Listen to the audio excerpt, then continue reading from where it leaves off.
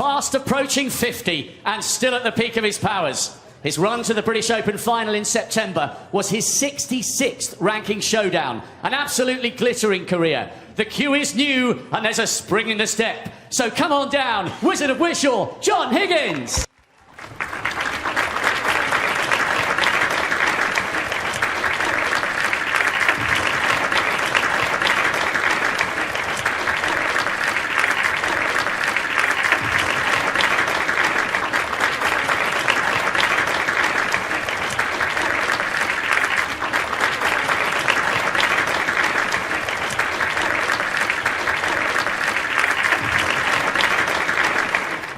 To the most decorated left-hander in history.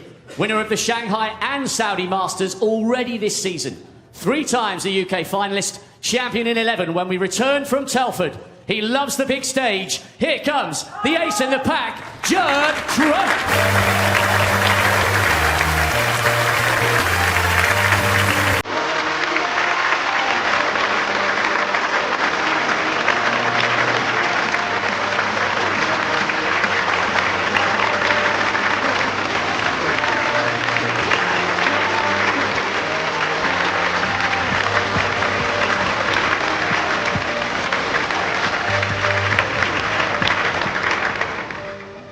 All of us, Judd.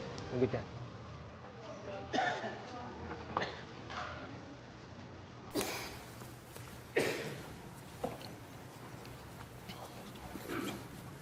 Thank you. First frame, John Higgins to break. Thank you, Hazel, and good afternoon, everybody. Yes, if this was in America, it'd be termed a popcorn match. Absolute belter. Get your popcorn, sit on the couch and look forward to it. 2 of the absolute all-time greats. And if Judd Trump is going to win this year's UK Championship, he's certainly going to have to do it the hard way. Opening 2 matches. 2 players have won 6 UK titles between them in Neil Robertson and now John Higgins. It's a pretty good game, Stephen, isn't it?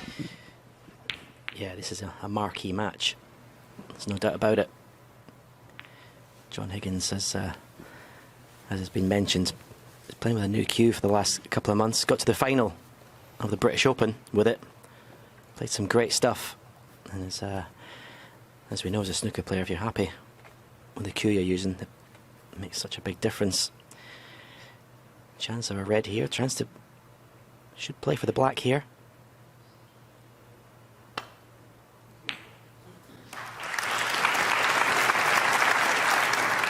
One. Nice pot, but to say it's awkward would be an understatement.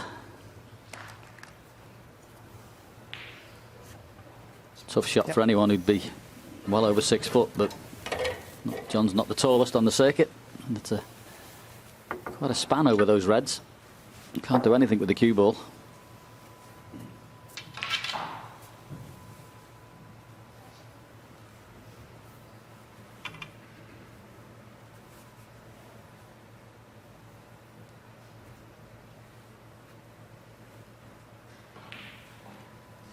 I'm going to be extra careful here, and it's actually the follow through that's the problem, because your cue can run across the top of one of the reds.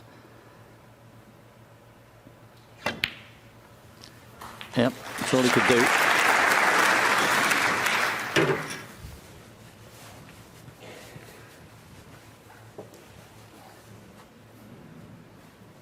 Eight.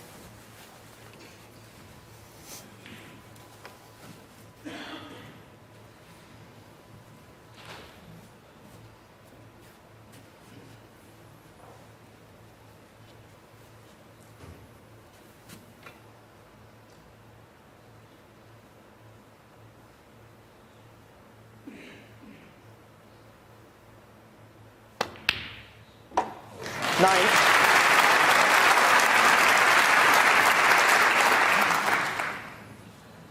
Lovely piece of cue in that. I think he may have a little bit of angle on this brown. Back down the table.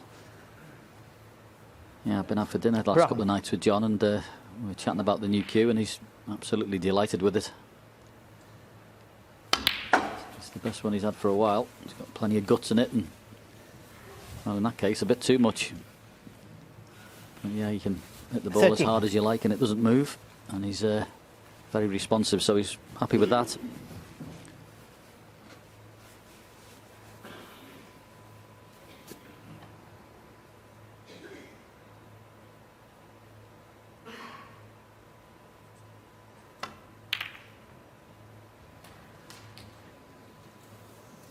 $14.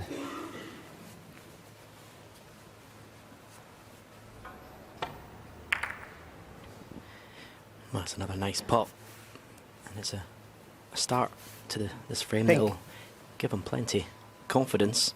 It's end of break now, so cue ball tight in the ball cushion, somewhere behind the green. John Higgins, 14. But confident start, John Higgins. Yeah, I did his commentary for the first match against Gu Chan, and John was very impressive. Opening 2 frames was vintage Higgins, and showed far too much experience for the young player, who definitely will be back. Now Judd's just looking here to see if he can make this into a plant.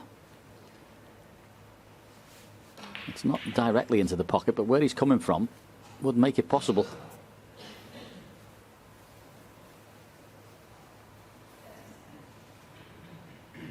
Yeah, he seems pretty confident he can make this. If he's taking this on, well, it's going to be full-blooded.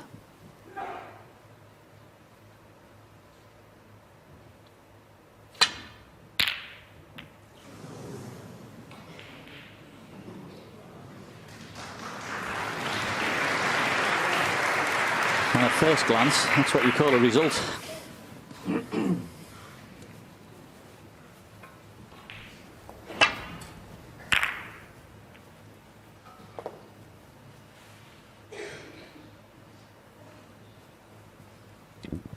Yeah, John will definitely be feeling a little bit aggrieved, because that is, look at where the reds are. How has Judd not left him an easy opener? It's an incredible bit of running. That's a world #1's run of the ball, you would say.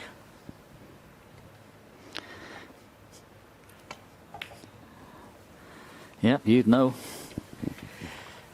I should have known I teed you up there, didn't I? I'm not sure if John's covered this red. He hasn't. So that's a little bit slack. Black doesn't go to right corner, so he's got to have to power this in to get the cue ball back up the table. If anyone can do it, this man can.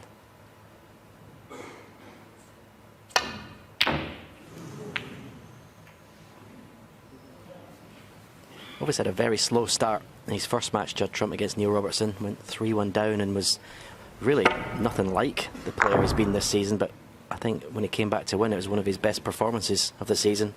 Finished the match superbly. Do you know, I think he's been lucky again. I don't actually think he's left anything. Can't get to the red that's near the top right hand pocket. I think the one that's in the middle might be too acute to cut in. I think he may have got away with it again.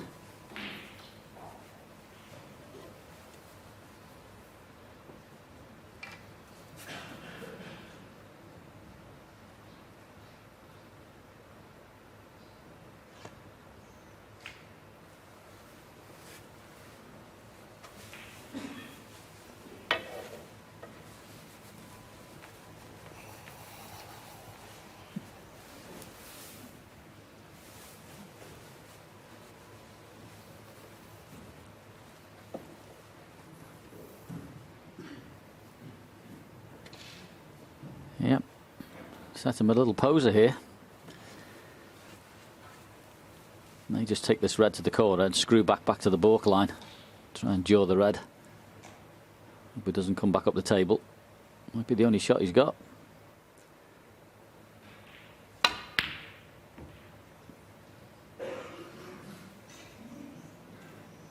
Now, where's that red finishing?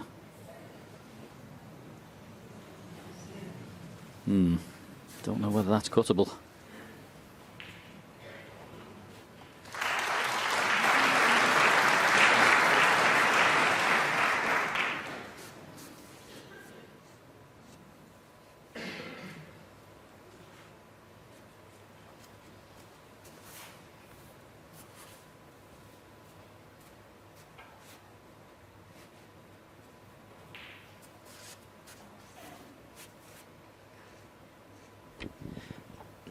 think it is cuttable. It's very thin. Controlling the cue ball is going to be the problem. You'd be trying to play it with a bit of right-hand side, check side to try and kill the pace of it. It doesn't seem to be that happy with playing it though. What alternative has he got? Again, he might play a similar shot that Judd just played.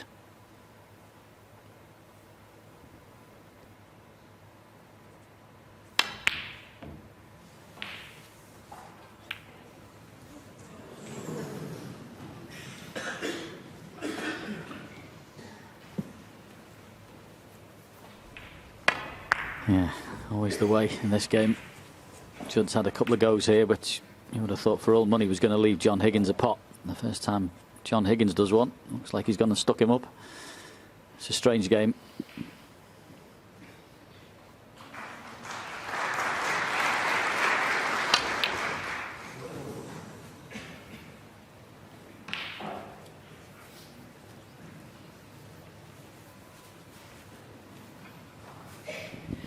Might have looked a little bit reckless, but the only way you could get position was by taking the cue ball in and out of this black ball area, because nothing goes down this end of the table. So you had to really try and power that red in. Again, it's been a innocuous start from the world number one. And again, certainly not left John anything easy.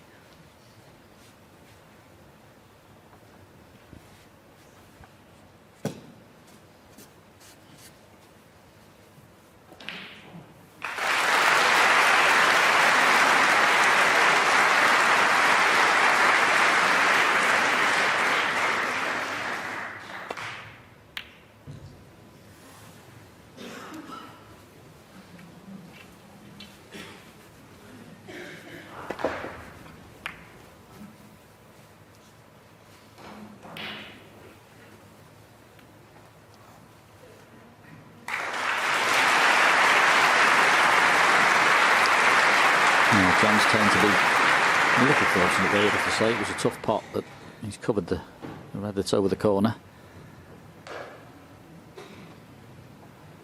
Not much you can do here, really, other than just drop on the red.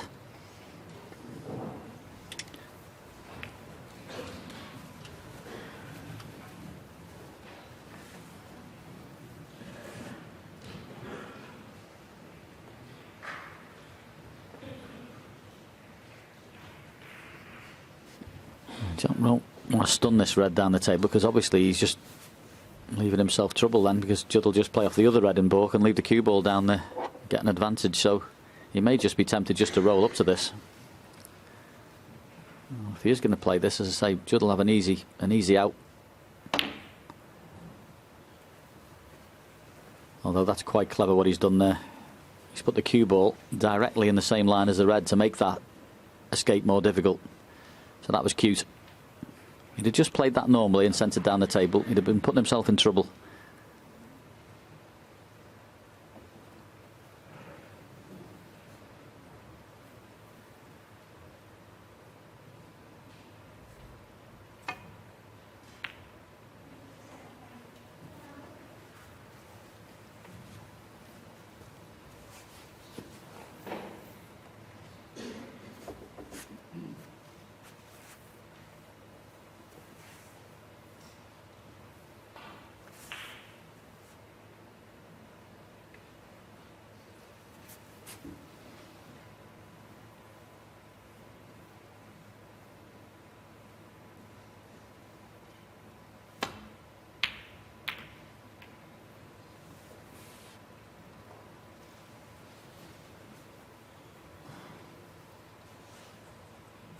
So a little bit more of a uniform look to the table. Judd will play this red down and bring the cue ball into the balk area and look like a normal frame again.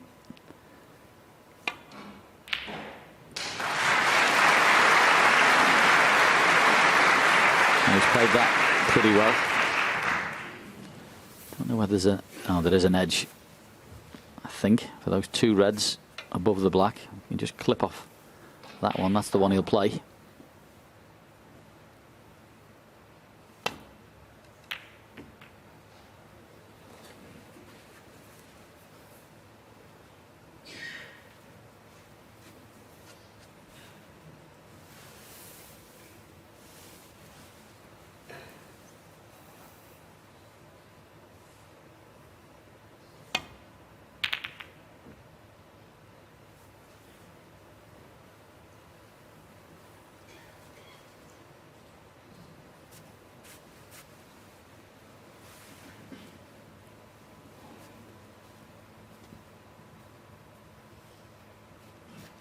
Yeah, that red you can see, there's no great value in that one because the black doesn't pot in the top right hand pocket. Even if he was tempted to take that and stun over, the black's not available.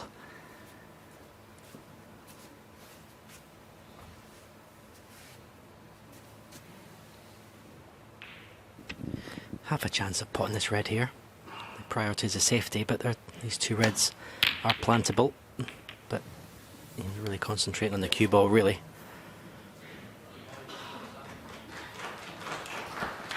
Excellent shot though, very good indeed, good cue ball.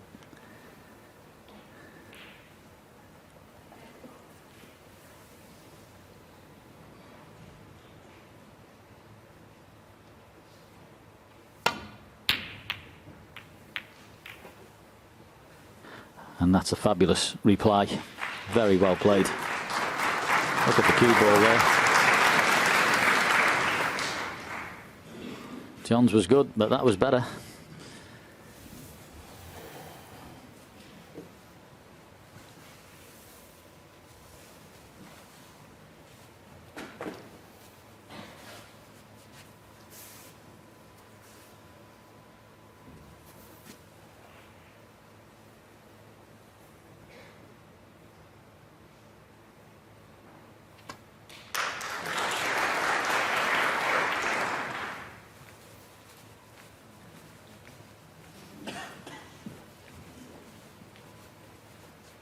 Yeah, absolutely nothing else you could do. Just a little dumb shot, just line the reds up.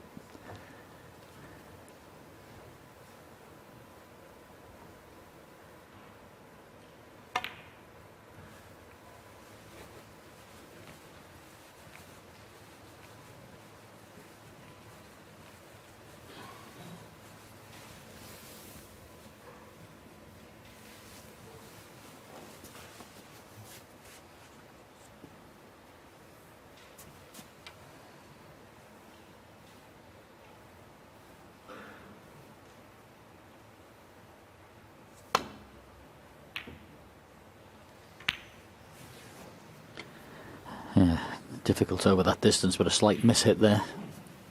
Far too thin.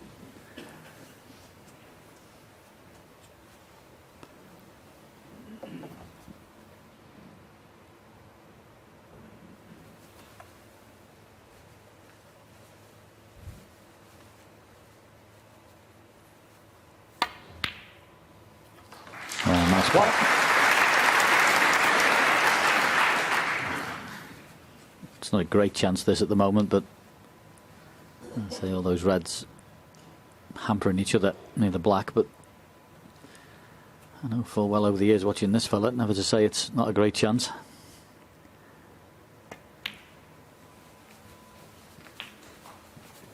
Because he can make breaks. 7.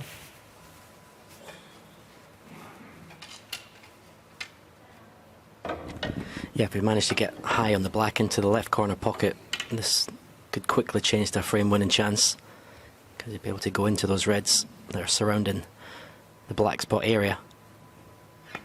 That's what he's trying to do. He's under hit it, but he's okay because he's still got another red to right corner. 8. Black, I think, will go up to the blue spot. Not sure if his own spot's available.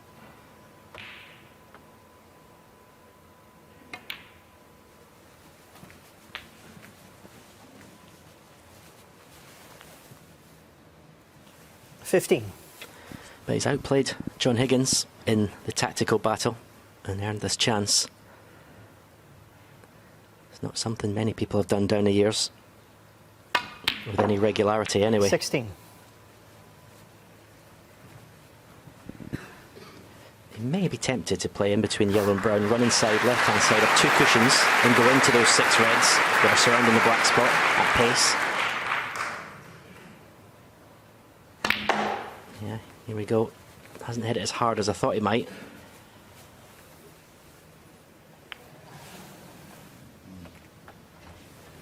$23. You'd have been thinking that was brilliant coming down the table, but that last cannon wasn't great. Just left him with nothing he can do with the cue ball.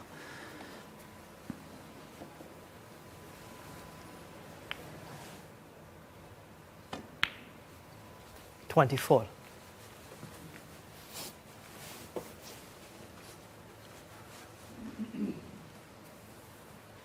Brown.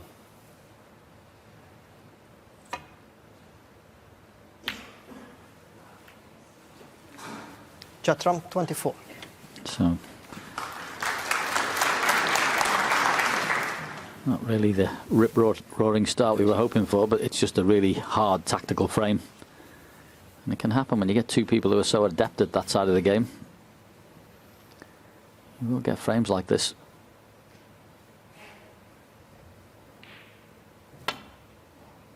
Because it's so hard to force mistakes.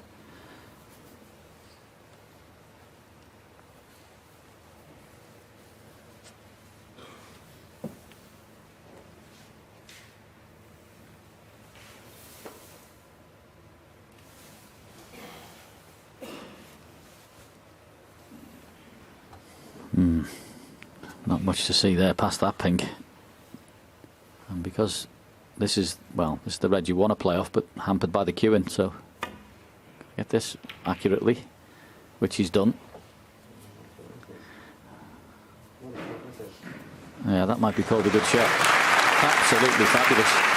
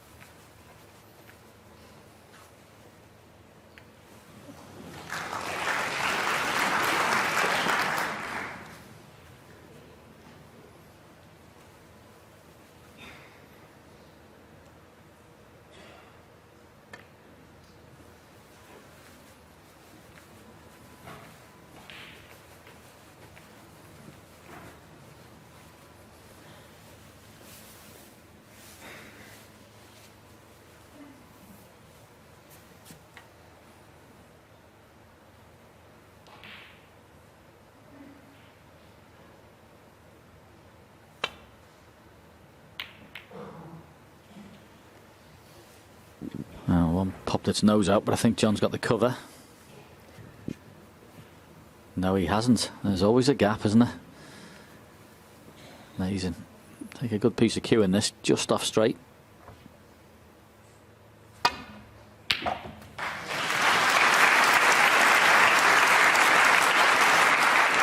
One. Yeah, good pot that.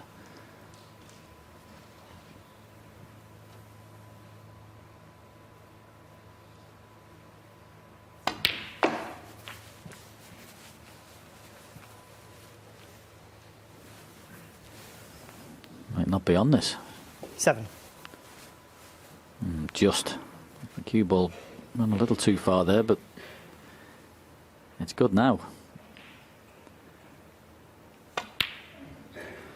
8.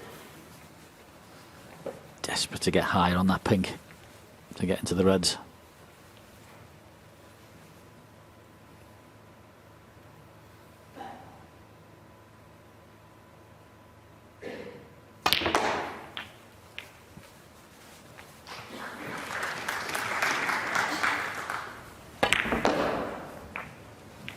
$14.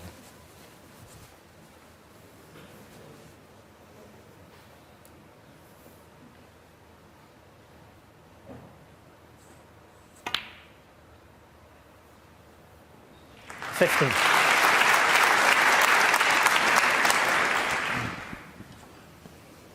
Not quite got the speed of the table yet. Both players actually. And I think it's super fast. The new cloth has been put on it, and it's just catching players out slightly at the moment. Won't take them long to get used to it. So this is the last of the 17. available reds, so needs an angle on the next colour. It'd be nice if you could get just off straight on the black, just above the black, so you can come off one of the side cushions.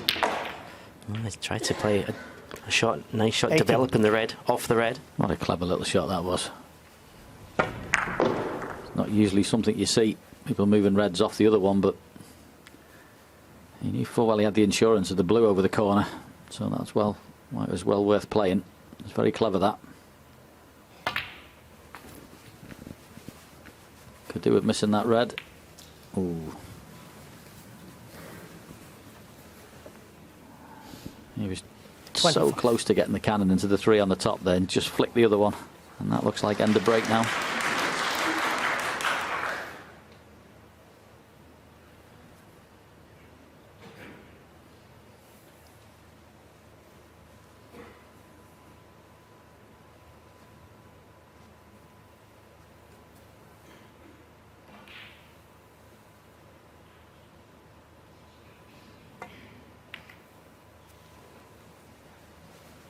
Judd Trump 25.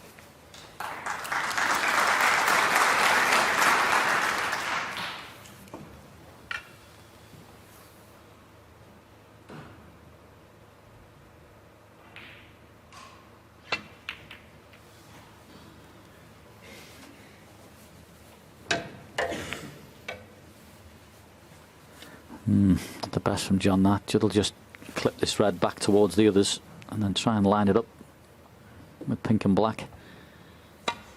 Just a skinny one. There you go. There's the reds. Oh, one's popped out.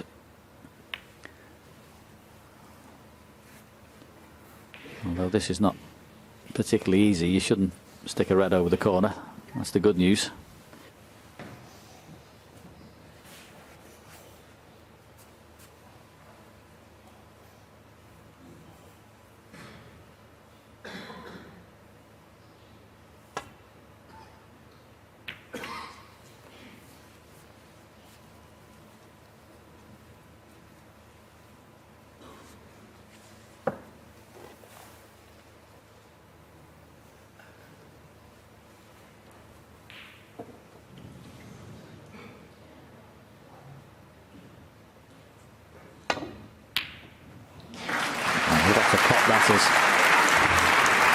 Sometimes there's nothing you can do, just got to hold your hand up and say, great shot, pal. And that was one of them. I don't think John Higgins would have been too dismayed where he'd left that, but what a pot that was.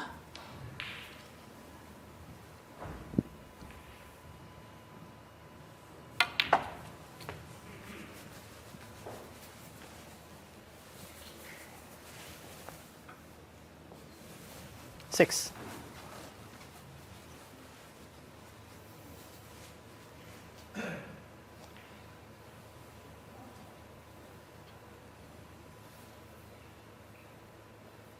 This is tight.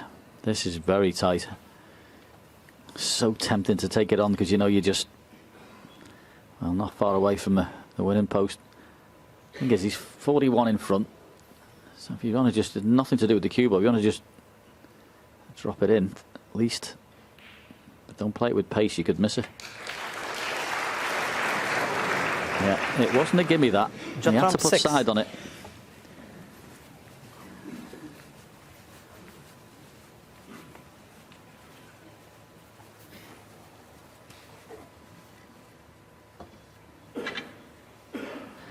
And you better get the cue out of the way quickly here as well. This is a funky little shot. Oh, we could have done with one more roll on that cue ball. Would have been easy to drop the black in and make hay, but just come up short. It's amazing, that shot, because if you hit it a little bit too hard, you've always got the pink in the middle, but you never think like that as a snooker player. You think, I've got to get perfect on the black. And the amount of times you, like John has just done, just finish short. So annoying. Yeah, might take the opportunity to move the green off the cushion here. I know he's going to need a clearance at some point. Green. He's forgoing the 7 points, but put the green back in play. Try and line up as a snooker, and at least you've got the game there open if you get another chance.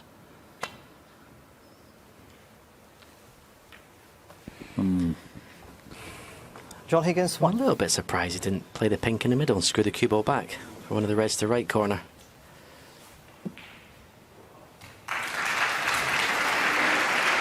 It wasn't that difficult a pot, and even if you don't get on the reds, it's 6 points that to be fair, at this stage, are pretty valuable. And then he could play, if he didn't get on the red to pot it, play a good safety.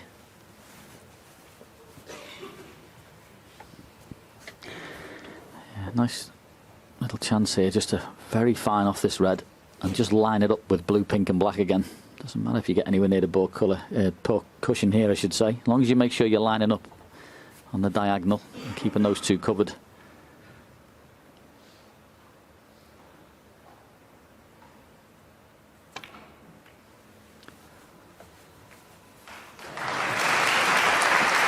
Got a view there, the little tremor that John Higgins has in his cue. There's a little shake that goes on, but it doesn't affect him. He's had it for years. It doesn't affect his delivery of the cue or how he strikes the cue ball. But when you watch it, you think, well, how can he play?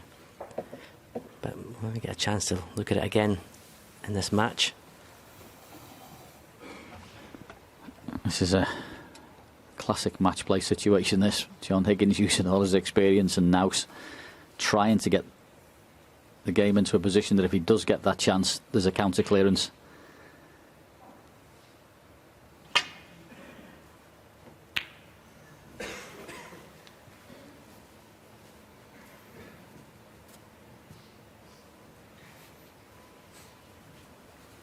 Judd will be happy enough with that.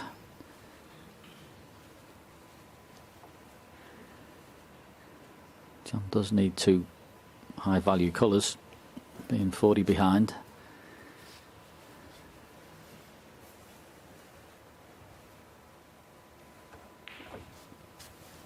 Yeah, this is when, as I said, putting that pink would have made the situation a bit easier. Yeah, but he wouldn't have got what he wanted, would he? If you think about it, he wouldn't have got that green off the cushion, and I don't blame him for the shot he played. I thought it was the right one. We'll have a discussion about that later. Yeah, we'll have a discussion, then we'll decide that I'm right.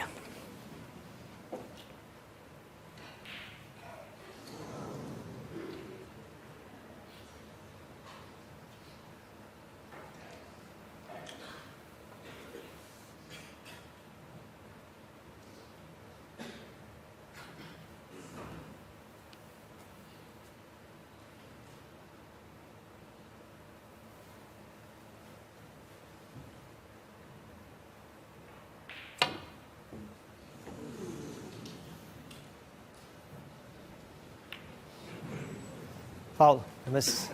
John Higgins 7. And that has made a difference, because now all of a sudden you don't need two very high value colours with the last two reds. Back. Leon, please. All right.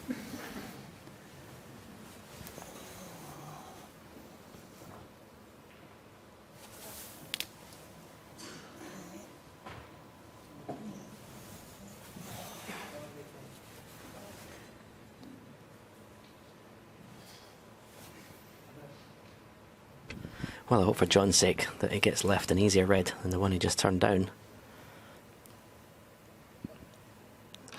Calculated risk putting it back when he did have a decent shot at that red to the left corner pocket with his hand on the table. Okay, Judd.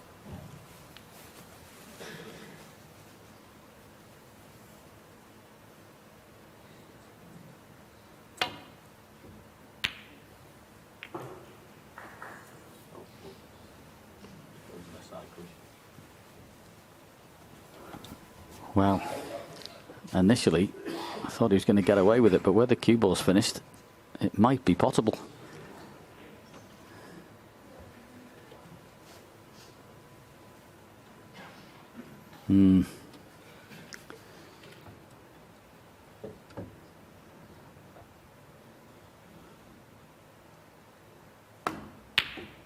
It wasn't.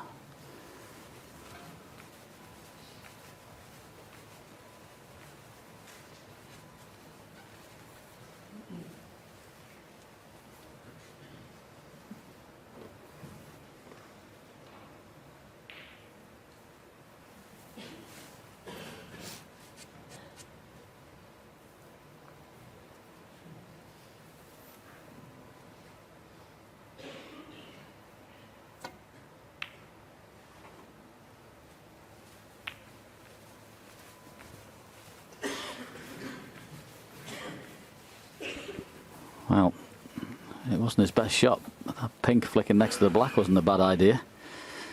Certainly helped him. Going to make the clearance if John gets a chance that much more difficult now, that pink going next to the black.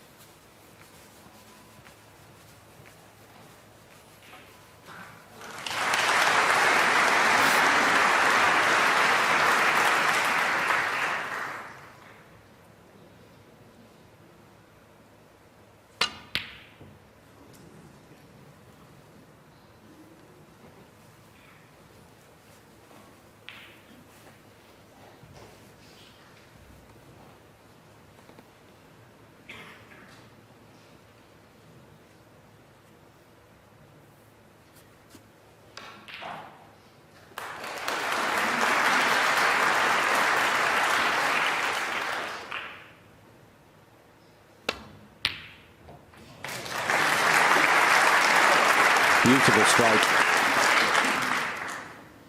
1. Just come twixt in between on brown and yellow. Wanted it to pull up to the brown. Yeah, just come right in the one awkward spot.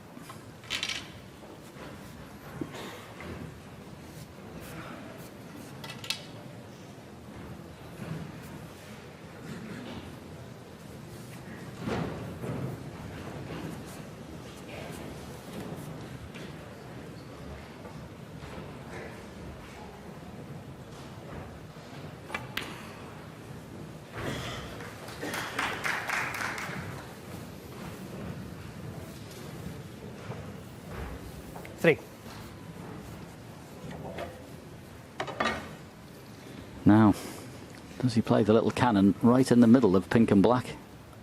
You'd have to think you'd be on one of them, and then of course the counter clearance would be a lot easier. Well, hopefully if you don't knock one to the cushion, but let's just see. There'll be some chance if this goes right.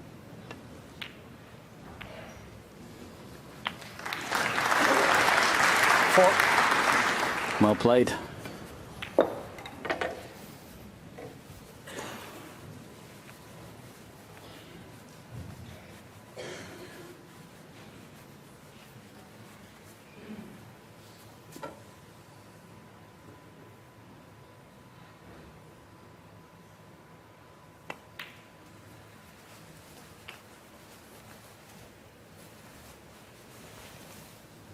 Don't know whether 10. That was his best shot ever. What he doesn't want to be is bolt straight on the yellow, and he is.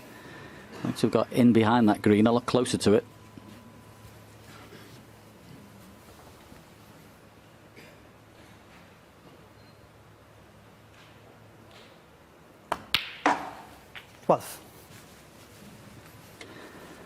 So way back when he moved the green, it wasn't the best attempt to move it, because he should have been more in open play with it, but at least he's got a shot at it, and it's easier than it was. But this is frame ball, you'd think, or close to it. 15.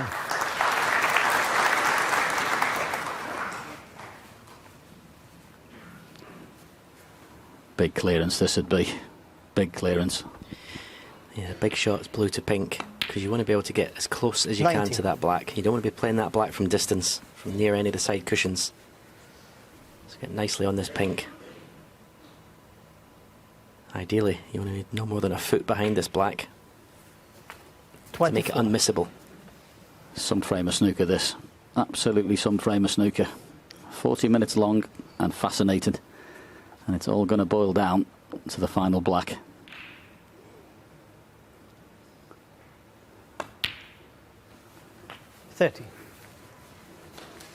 So, here we go. This tough black to steal the first frame.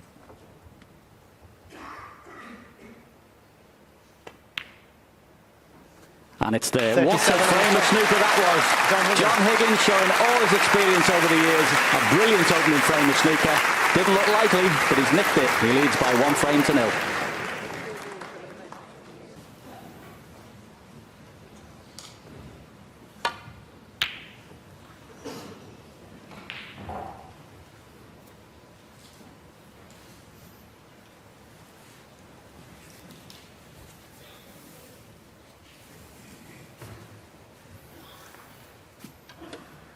Yeah, as I say, he's very, very happy with it, that new cue. And that was, well, just a fabulous opening frame. And he showed all his years of experience and tactical acumen.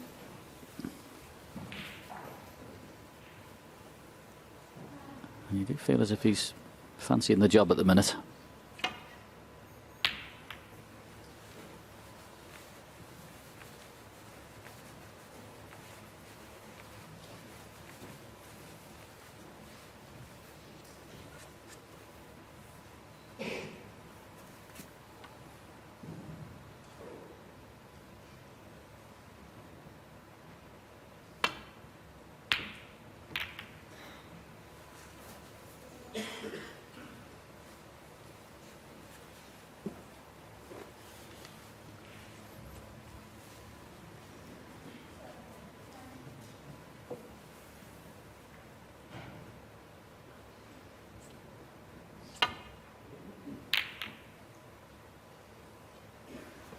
Another great looking line, this.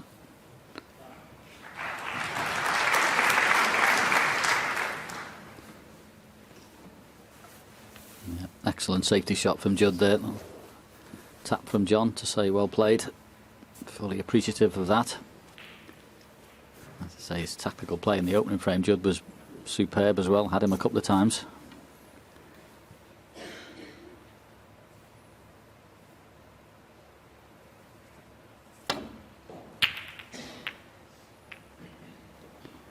Had to play the thicker safety shot, which a lot of players are loath to do because you know the reds are going to spread, but didn't have much alternative. Played it very well.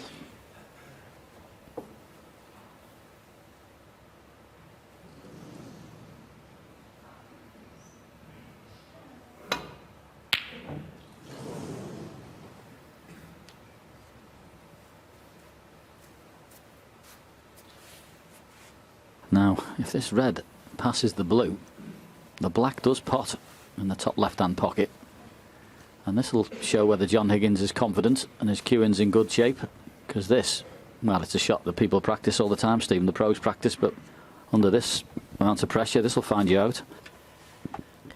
Yeah, a real test of your technique, your cue delivery. Don't overhit it. Beautiful, beautiful. There's nothing a snooker player likes more than hear that object ball hitting the leather. Gives you such a great feeling. Yeah, as I say, I did his match the other day, and one of the features of it is long game was in really good order, which is always a sign of confidence for a player. When all departments are working, it's great for snooker players. Most of them can play close in, but when your long game's good, you do get confident.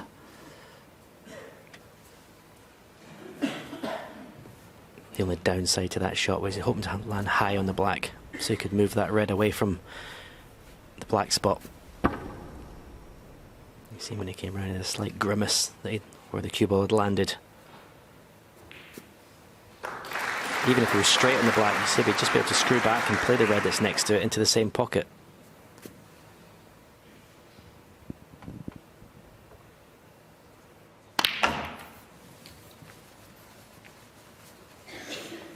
Yeah, took a chance there playing the cannon like he did, and unfortunately the ready from absolutely straight on's no good because of the black not potting. Well, not unless he can get some work in this. If you could pot it and get back across the other side. Yeah. Or indeed get out and land on the pink somehow, but either of those shots is not appealing.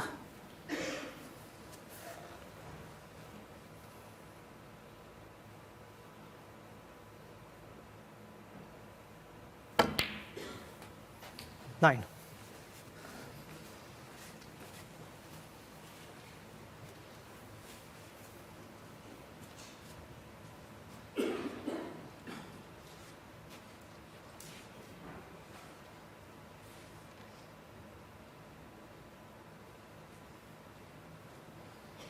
Yeah, just fortunately landed straight, so that'll be end of break. He'll just be putting it down there somewhere Brown. as difficult as he can for Judd.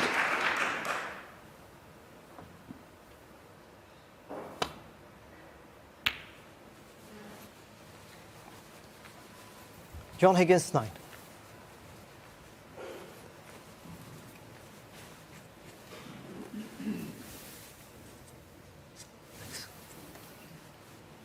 Can't quite see if there's an edge. He can get past the blue.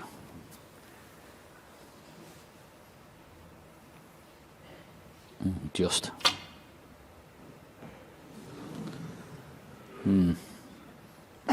So going back. Miss. John Higgins, 4.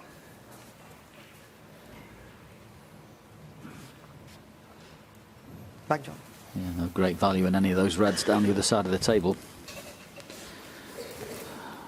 So this is one of those shots that you've just got to get absolutely right. And a video screen assistance required with this one. Can you check it there?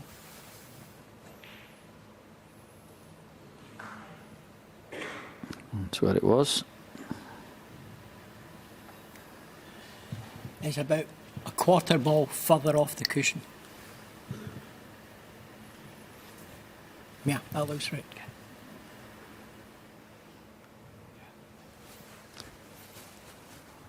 It is tricky.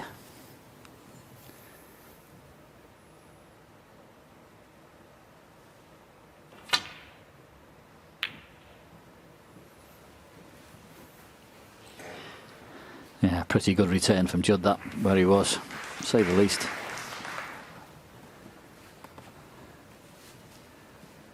I don't know whether he thinks there may be a shot to nothing. 3 reds that are, well, on the left-hand side, in the middle of the left-hand side, there's 3 reds, maybe one of those will cut in the corner and he can go round the angle, so it's almost like a shot to nothing, this. And the green is up its spot, so if he can knock it in, which he has done. There's the green. That's why Judd was grimacing. 1. Great pot, that, though.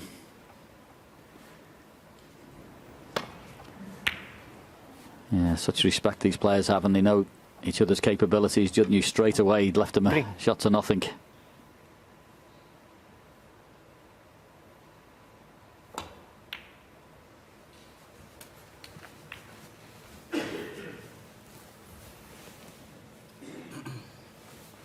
Four.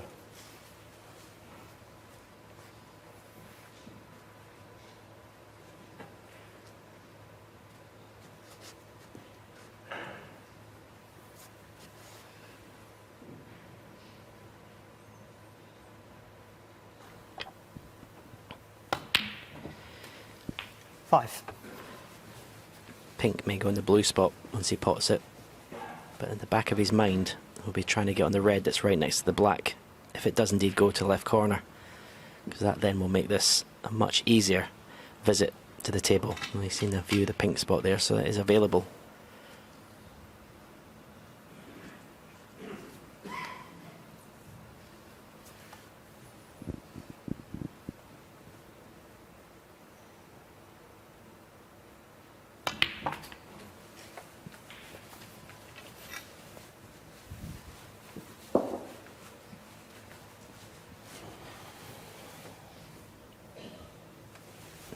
Pink going there gives him an option to play for pink to right middle off this red to the right corner, unless he's got the angle to top the red in and miss the red next to the black, leave the black to left corner. But the stun to the pink looks the shot. Just be slightly wary you don't snook yourself behind the red to the left of the one he's playing. Well, he is playing the top, so he can think he's going to avoid the red next to the black.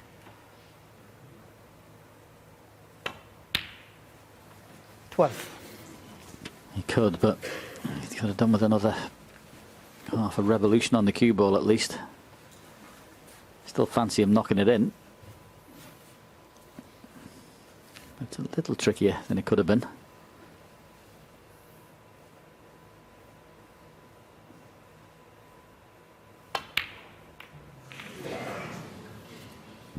Yeah, John Higgins, 12. just a bit low, wasn't he? Yeah,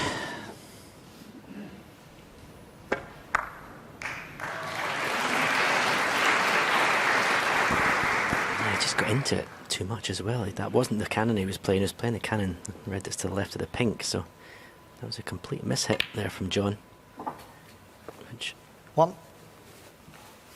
the long pot earlier in the frame would have given him a lot of confidence, but missing the black of a spot saps your confidence. Again, not a great table.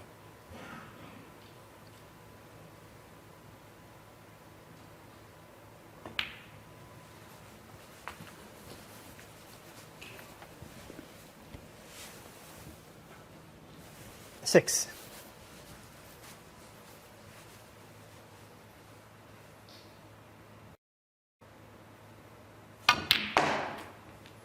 Seven.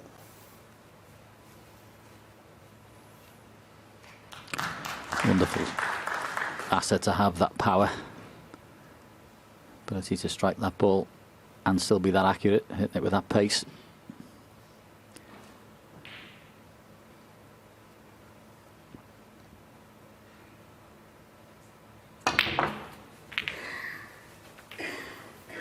Yeah, took a chance. He won't be too dismayed where he's finished. Trying to move a few reds out. 12. Could have been a lot worse.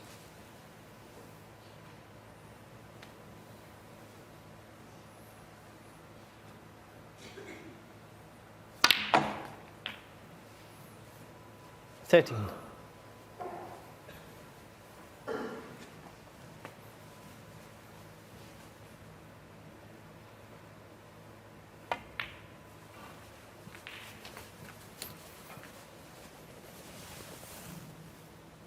Eighteen.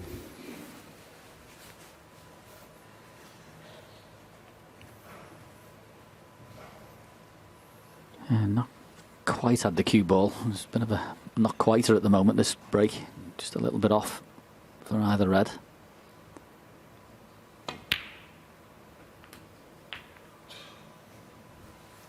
$19. Push the pink in towards the reds on the side cushion, so that area is more congested. So it wasn't an easy chance, this coming to the table by a long chalk.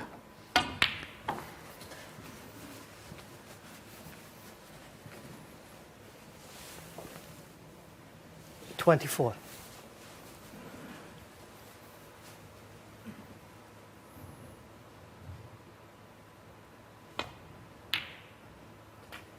$25.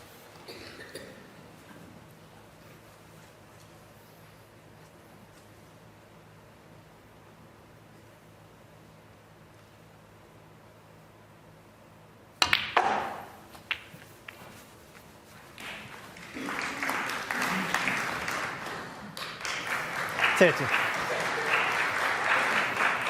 Yeah, great effort. Certainly not getting any easier. Definitely won't be after this red.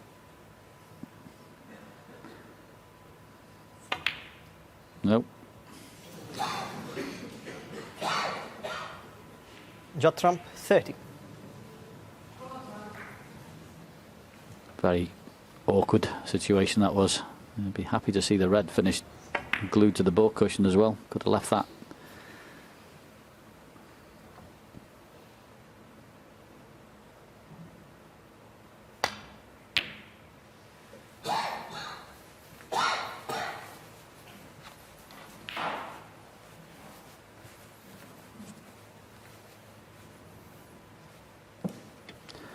Very good shot from John Higgins, that.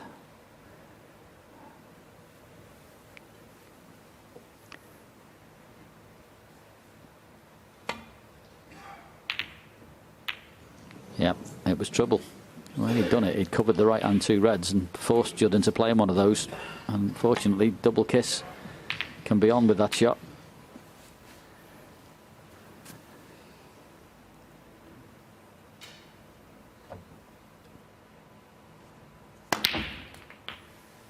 One.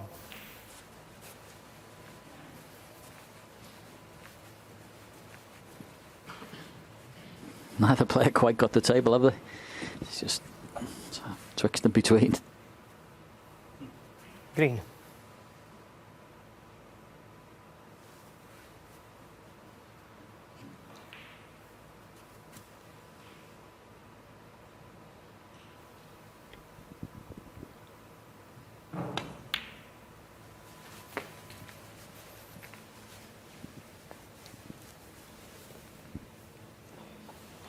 Four.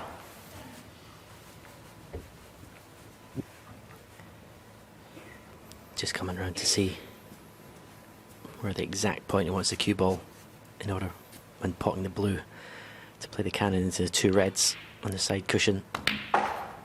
5. He may have gone slightly too far to play that shot. May have to play for the one in the black cushion now, unless he wants to play off a cushion. Well, he's playing extreme topspin, so he's got the better view than we have. Yeah, beautifully played. But it's that second red just run into an unpottable position. Yeah, these snooker balls are, well, refusing to play ball. Been awkward right since the start of the frame. It was a really very good shot.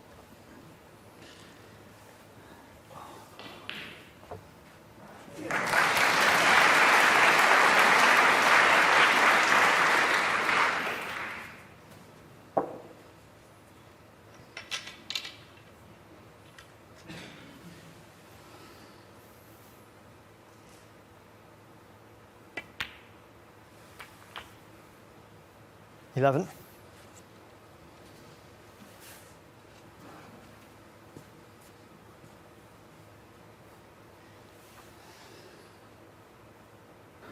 The way John's played that, maybe a red pot. He'll be absolutely kicking John himself. Higgins, 11. He's done that. Just far too thick. Not an easy shot, but I still thought he might have knocked it in. The red that's tight on the cushion, if Judd plays that, I think full ball, I think he can send both reds up the table, up to the bulkhead, leave the cue ball there. If he starts going into it slow, we could be here for a while. He's played it the other way. He's got it safe, but to say this could be a bit nasty, this frame now, with that black over the pocket.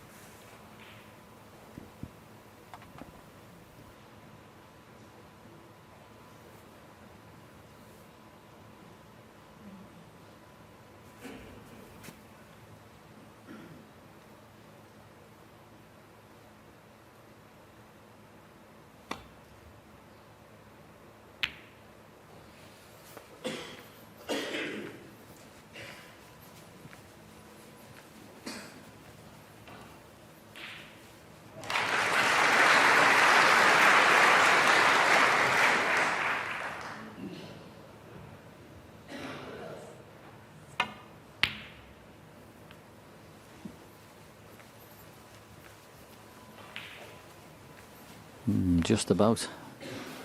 To get the giddy up, that one.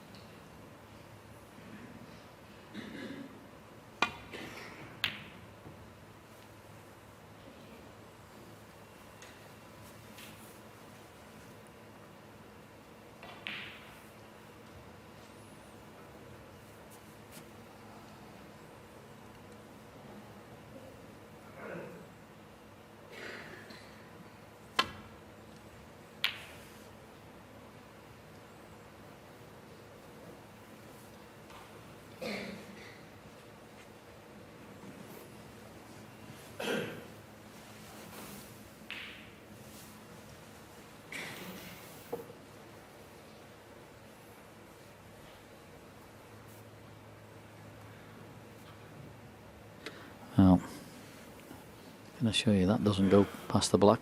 It's far too tight.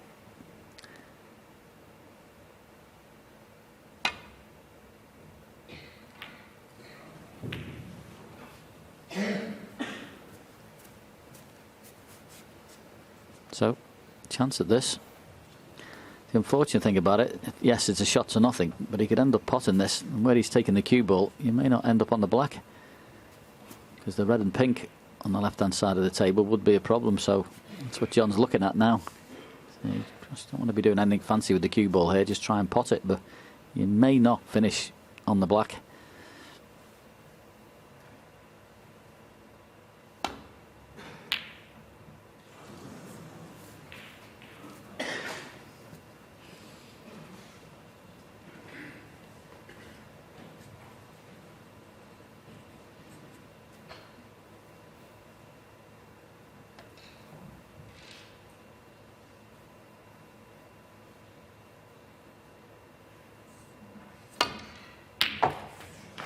Another lovely clean pot from Judd. And might have the angle here to come off the black and flick the red out. Not an easy shot, this one, but there's a chance.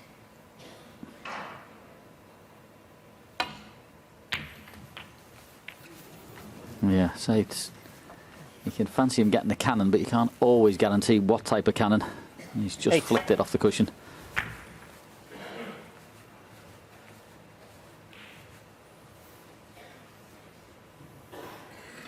So, following the pattern of the first frame, that's a very tactical conclusion.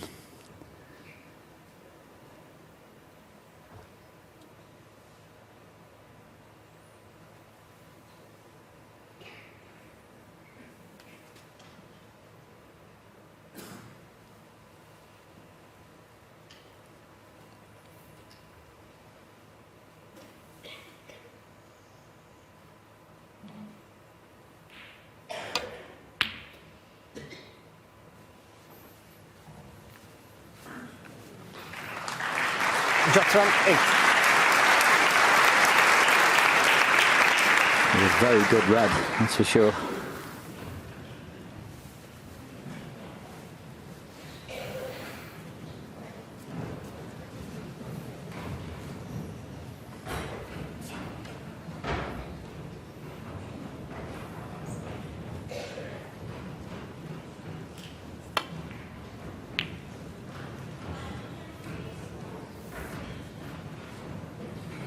And likewise from John Higgins, a very good red. It would have been really easy just to stick that up over the yellow pocket, but played it at a pace to guarantee he was getting the object ball safe.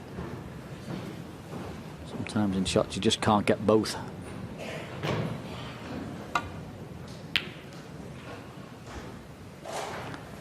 Judd's missed his chance there. He thought he could check side him in behind the yellow. Once again, not easy, I know, but chance for John Higgins here. Potted one very similar earlier in the frame.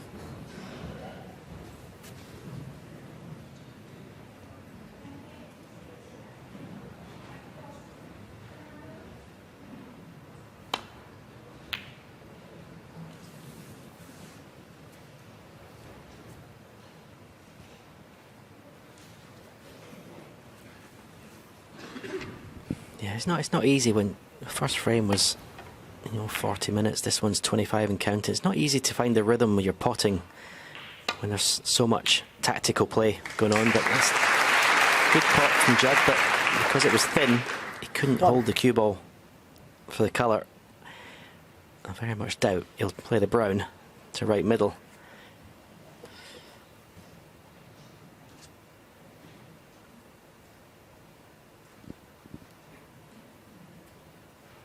Doubt he'd play any pot because the cue ball is just too close to the baulk cushion. Because he could possibly be tempted by the yellow if he could get to the middle of the cue ball to stun it.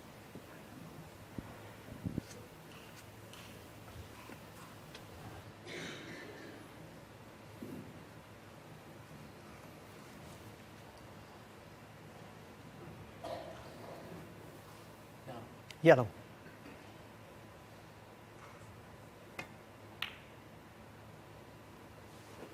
There's the pace and behind the pink. Judd Trump 1. Pretty good. Excellent shot from Judd. Sussed out the shot to play and couldn't play that any better.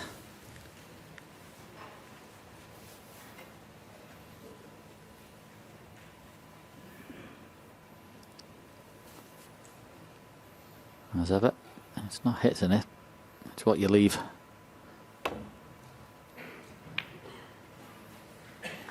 Oh, how about nothing?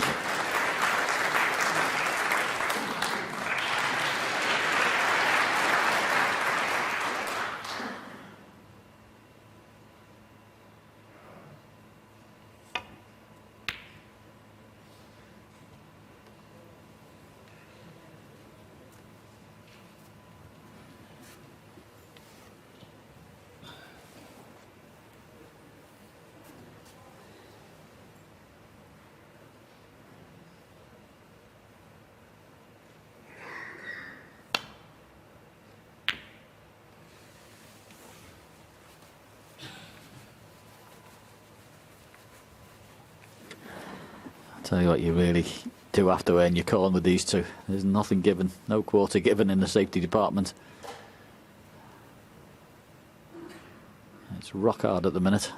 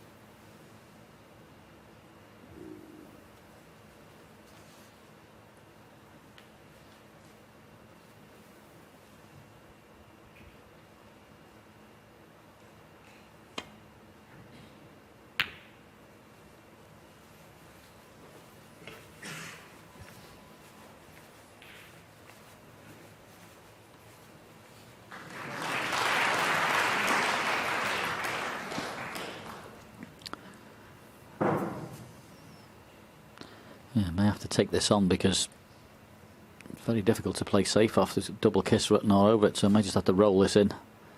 Not easy cueing, of course. Maybe hoping that pulls up, because otherwise, well, looking from our commentary vision, it's pretty straight. Mere mortals, not easy to get on the green from this. But we're talking about Judd Trump here.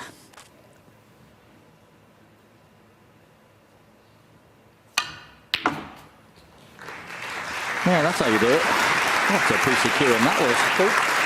Absolutely powered it in. And the work on the cue ball. Incredible.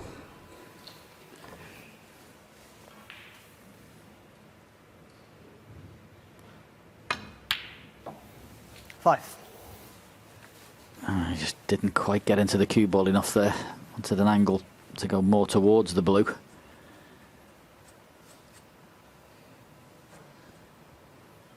Just so we could roll that in and get pretty straight behind it, or close to it.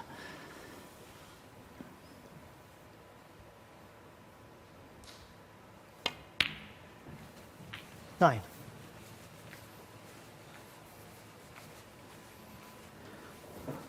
So the yellow was beautifully cued. Can you do the same with the blue? Big shot this, because it's one of these ones that if you take on and rattles in the jaws, more often than not you can stick it up.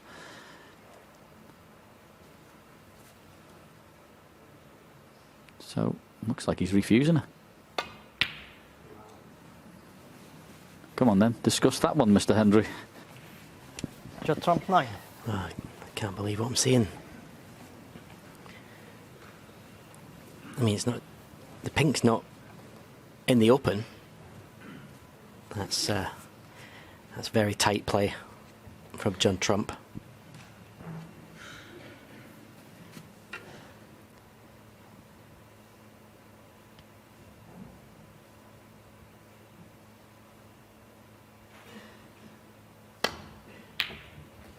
No, going to pay for that decision. Where's the cue ball? It's fine. He's on the pink. 5. I find that a very baffling decision from Judd Trump there. I know he's not trying to set the blue up for John Higgins, but I honestly can't believe he's refused frame ball. Yeah, interesting decision. Boys will have a discussion with Hazel in the studio, I'm sure, but meanwhile, this is far from easy, and these pockets have been playing very nippy this week. Hit the jaw with this, it won't be going in. It's a tough shot. Yeah, if Judd's refused the blue, you could argue John should refuse the pink. Higgins, 5. He said it's such a tough shot with the rest, but John didn't. He was a pot to win the frame. I mean, Judd's a left-hander. It was comfortable. Very strange. The game's changed.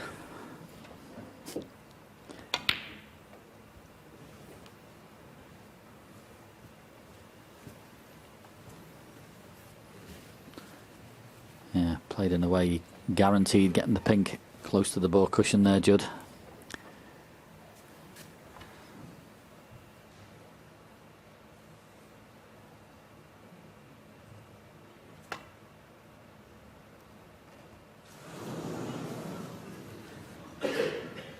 Foul. Miss.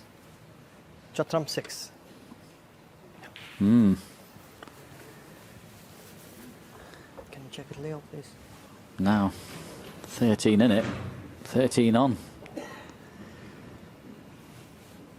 So John Higgins just having a look at the monitor there, just to make sure, but he's now got to get pink, black, and the respot.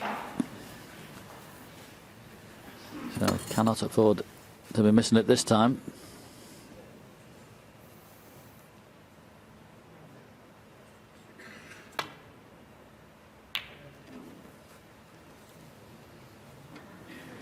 Because of that, he was under a lot more pressure there, and one good long pot from Judd Trump. We'll see him level pegging at 1 each. This is not over the hole. This requires very good cueing.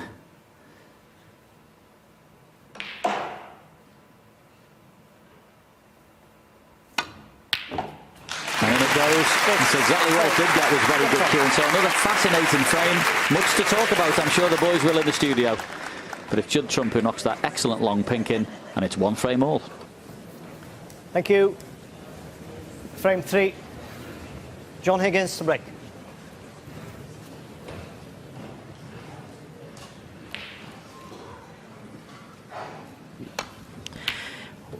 What I would add to the argument is, if he was going to refuse the blue, why did he play position on it?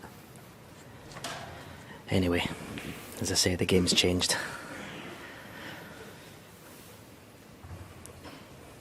Yep.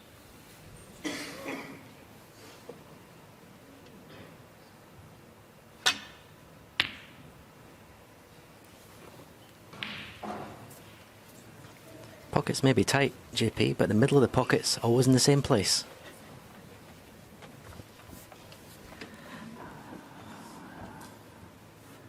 Words to live by.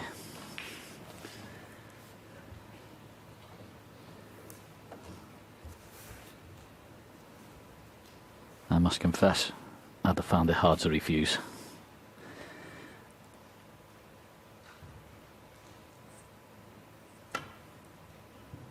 Particularly with the pink being there, but there you go. End of discussion, we move on. What I do agree with the boys in the studio is, if that's the way the game's going to be played, it's going to be a long afternoon.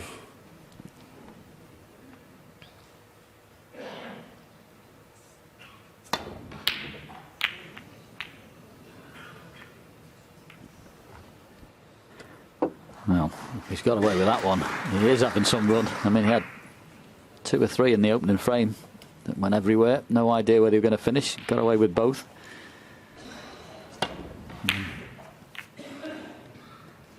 He's having a good little run at the minute.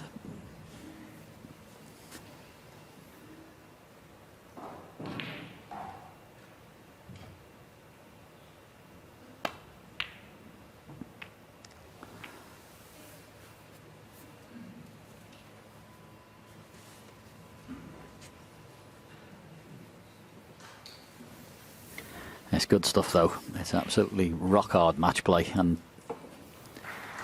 there's a place for everything in this sport. You can have matches where they're knocking balls in off the lampshade and it gets tactical. I mean, don't get me wrong, if the chances open up, these two will score. But it's so hard to get your opportunities, well, unless you hit the middle bump.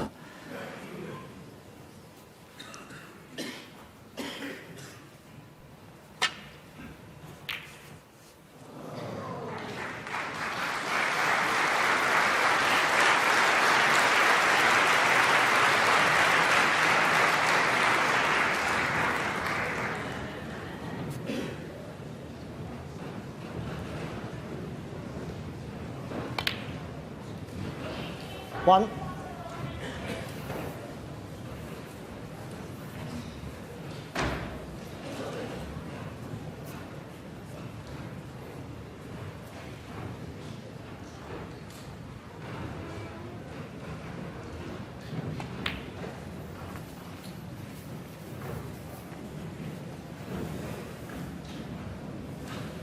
Six.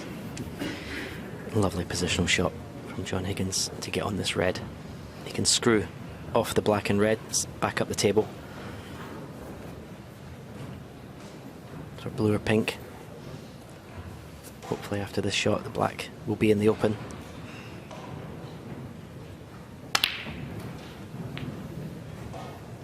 When they're playing screw shots, both players, I mean the cloth must be unbelievably reactive because they're over screwing every time. Yeah. I think in that instance, of course, John was conscious of making sure that when he played the cannon, the black was bouncing back off the top cushion there, so he erred on the side of caution a little. Knew full well, I mean, if he goes up near the blue, he's got blue, yellow, green, brown. Just wanted to make sure he got that black back in play properly, which he has.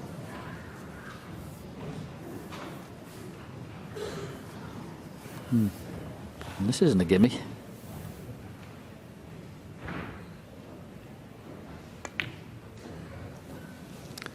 Although he's made it look like one. Excellent pot.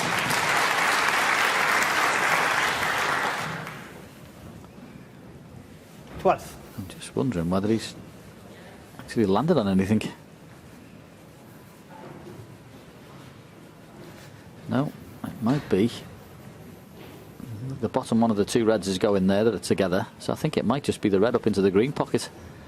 That might be all he's got. So he's having to graft at the start of this break.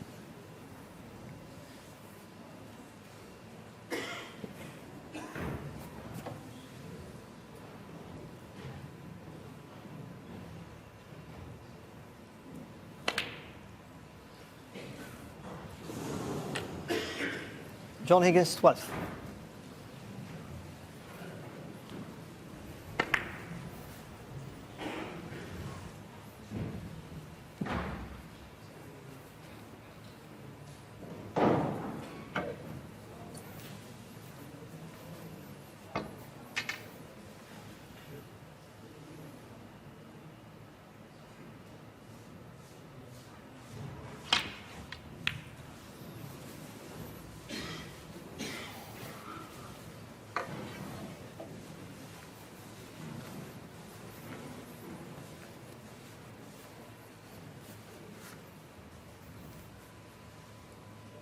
Yeah, what we definitely haven't had so far this afternoon is a nice sort of uniform frame where there's been really easy chances to get in and the balls have been spread lovely. It's always been awkward.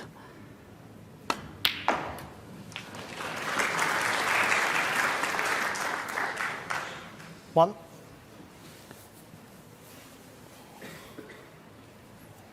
Bit of a chance now if John can pot this blue and get around the angles and back up to the top of the table.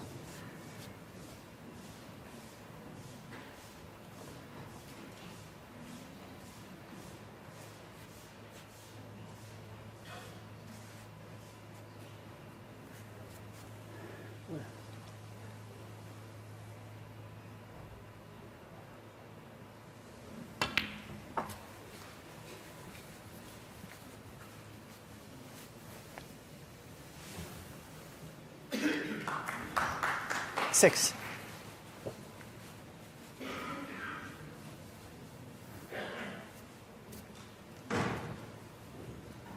That's not particularly appealing. He will take it, but so we've been talking about the pockets this week being pretty tight. If you're going to take these on, you had better be very accurate.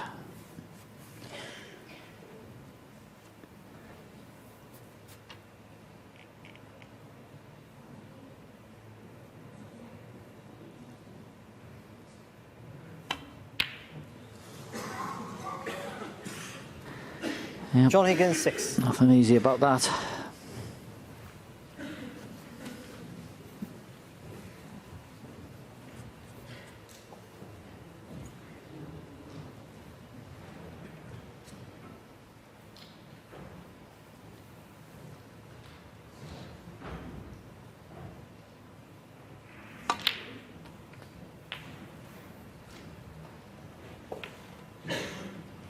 One.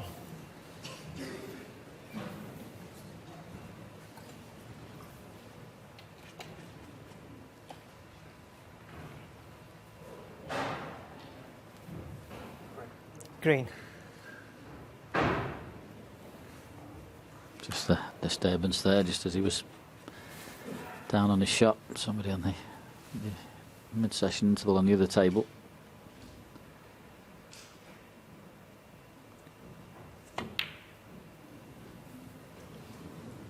Yeah, it's all a bit awkward at the minute.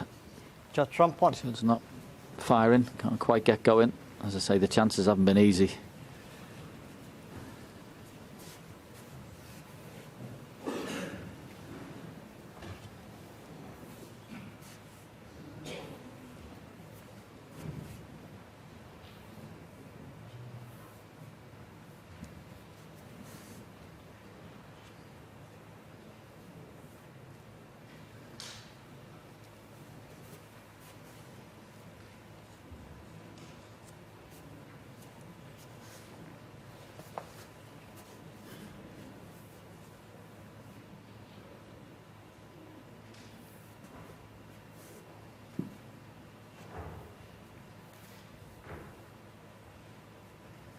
He's tempted by the red up into the green pocket, but if he plays that, he will be leaving the one that's to the left of it.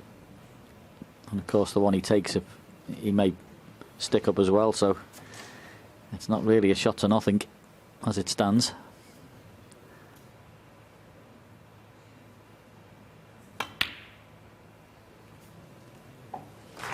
But if you cue it like that and knock it in, it doesn't matter. It's as good a shot as we've seen for quite a while. Nice piece of cue in that. Natural angle just to drop on the red. That's to the right of the black.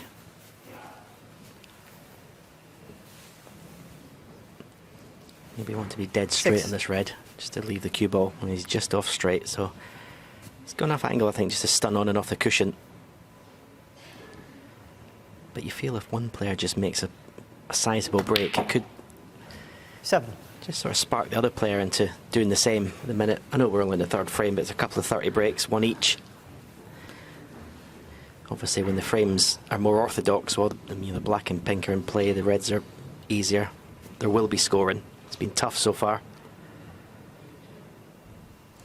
Two absolutely savage scorers when they get going, these two. Again, just struggling with the cue ball. 14. I suppose the advantage of being a little bit short, you can open the reds up in playing this red. Go back up for blue or bot colour.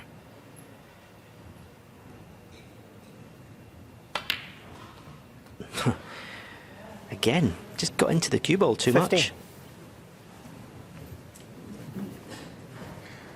Yeah, I mean, the poor shot was a couple of shots ago because he gets on the loose red, comes on the black. I mean, they're absolutely perfect to be cannoned into. I think maybe even the top one was possible at that time, but not now.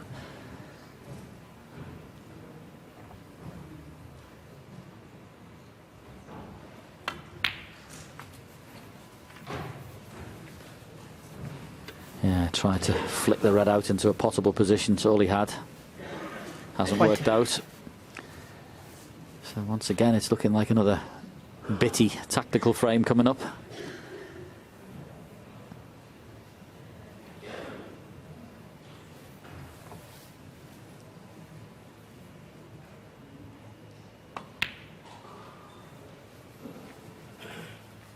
John Higgins, 20.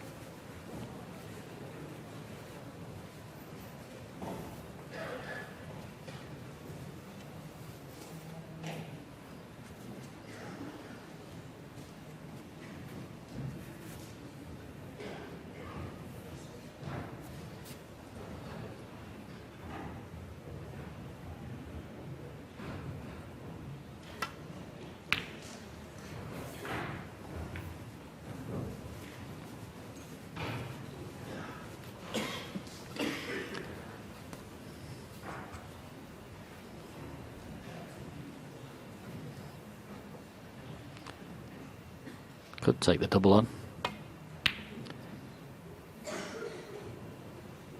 Yeah, thought it was worth a try.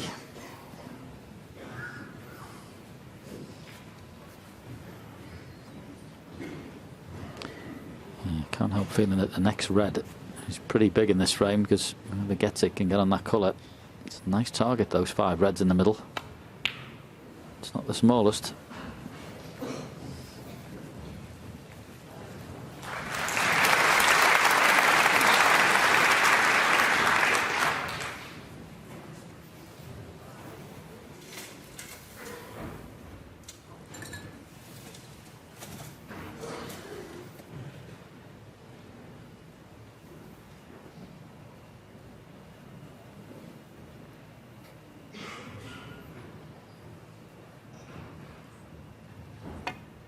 Those stats showing you what Judd's having to compete with, although Judd is very proficient in that department himself.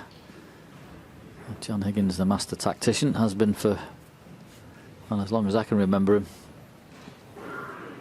Always a stern examination of your game when you played John. And everything you got, you had to earn.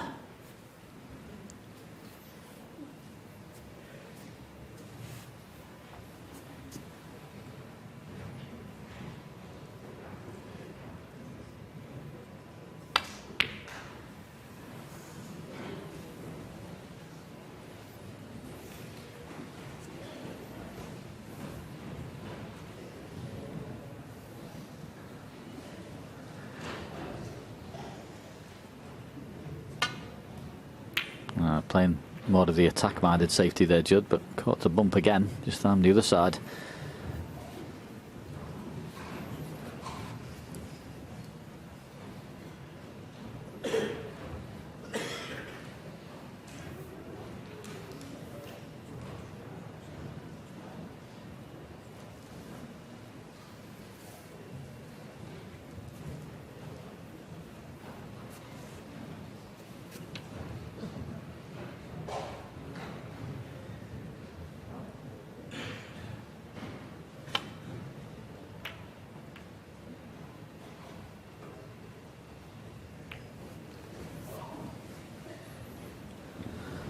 Not the worst flick for John there. Just nice little clip off the brown. Cue ball pretty tight.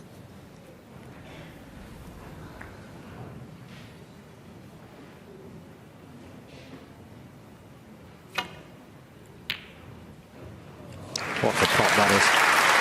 What a pop that is. I don't know how many times that happens in professional snooker, but it's quite a lot that someone has a shot like that and gets you glued on the cushion, the hardest piece of cueing, and then you go and knock one in. Brilliant. And this time the balls are a lot more beneficial. 4.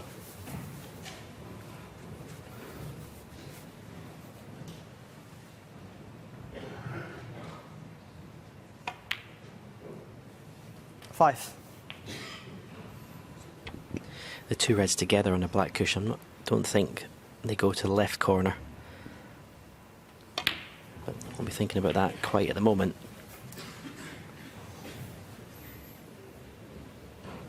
12. They go to the other corner pocket, but I don't think he'll play for them into that bag. 30. Be some sort of cannon, I would imagine, if he gets to that stage. Just having a look now.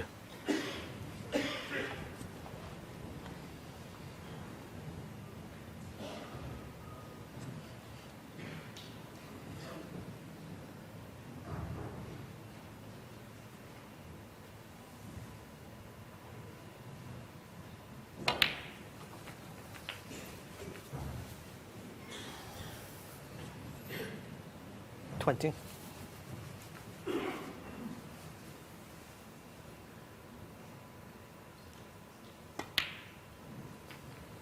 $21.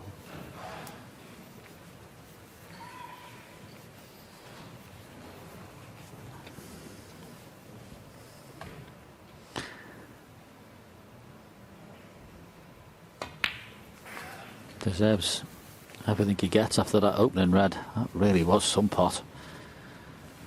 26. Tight on the cushion like that. Straight in the middle of the pocket. So he's just umming and ahhing at the moment about how he wants to leave the cue ball. 27. So how are you playing this cannon, Stephen? I think cushion first, I think. He'll just flick the top red away, half ball. I'm not sure if that's what he played. I want to say he did play cushion first, because I don't think hitting the red first you're ever going to be on it. 34. Just want to miss it, and then you just flick it towards the left corner pocket. But as I say, all match, when they're playing low in the cue ball, they're getting into it too much.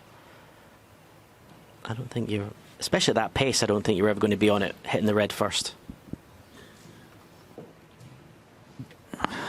So it looks like take 3. Frame exactly the same as the opening 2. Going to be tactical near the end of it. The trump, 34.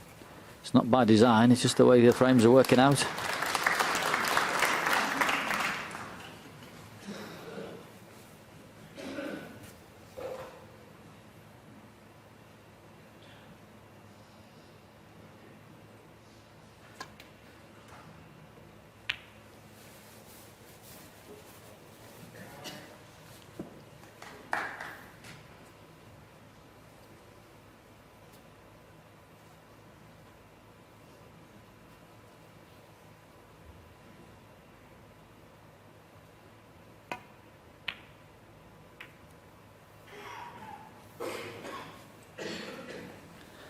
Yeah, one thing that you've definitely got to show through all these exchanges is patience. Very easy to get tempted and take something on a bit rash. You've just got to play the game and the table the way it is. It's very difficult to steel yourself sometimes. And it wasn't the best shot from Judd, the last one. And there's another example. When he knocked the individual reds, just can't quite get on another ball to keep the break going. It's awkward.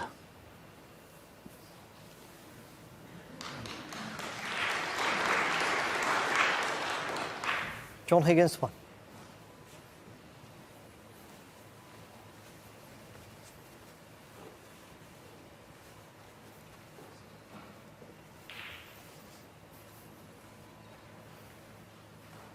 Ideally, the 2 side cushions and drop onto the 2 reds, but I'm just wondering whether the blue is in the way off the first cushion for Judd, which is why he's having to change his plan.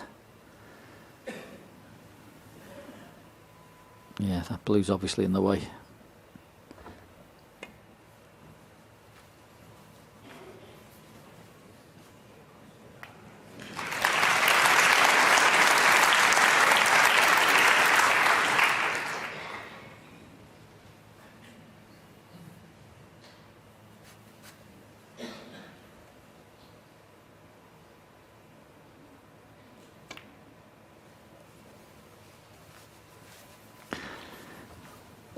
Boy, this is tough stuff. It really is.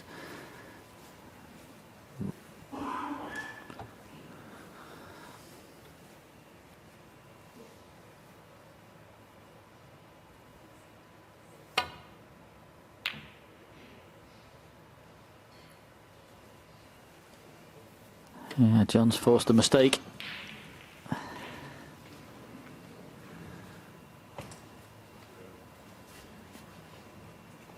They do exceptionally well to win the frame from here, of course.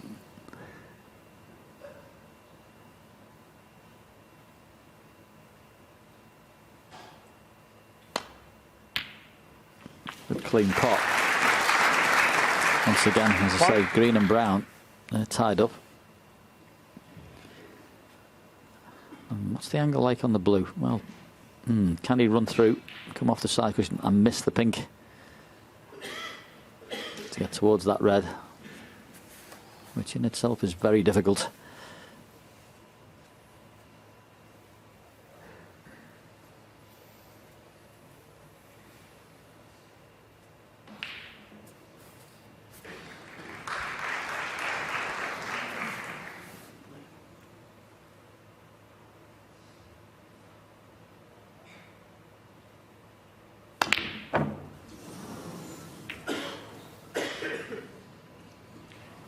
Wow, at least he missed the blue.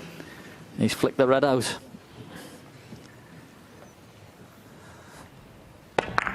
Well, do you risk playing a cannon on green and brown straight away here? I mean, if you miss them completely, if you play at the right pace, you think you're going to have a pot on probably the yellow.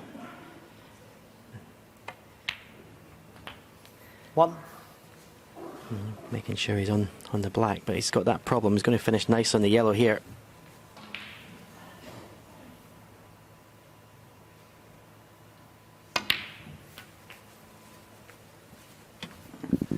Yeah, this is far from over, this frame.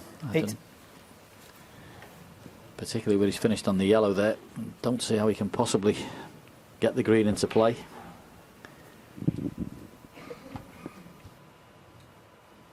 Well, unless he can screw into it. But it was still going to be a really difficult situation, wasn't it?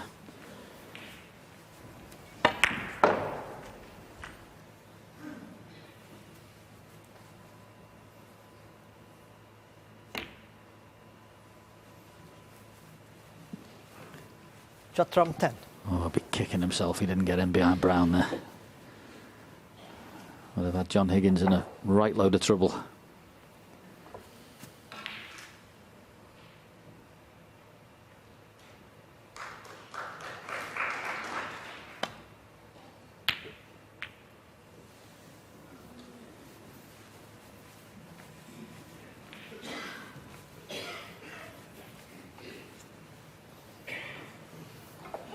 That shot's just made any clearance even harder, pushing the blue safe.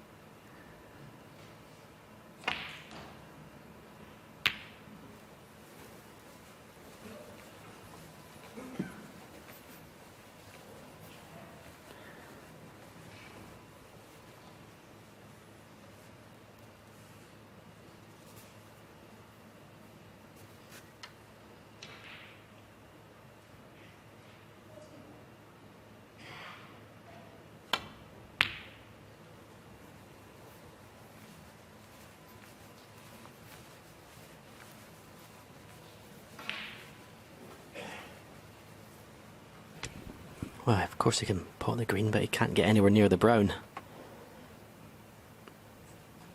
I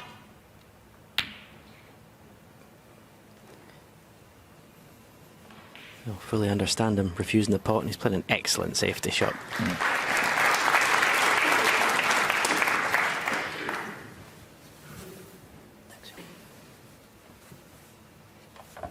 Well, I'm going to play a little swerve here. Try and pot it.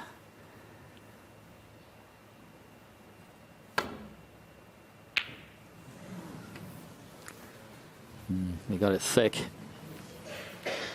so he's given him a chance on the green. I suppose one thing you could say, I mean, there's a long way to go in it, but the blue being on that side of the table is good for Judd if he can drop him behind it, if he gets green, brown, and has to pot the blue, but he's not guaranteed to get anywhere near there yet.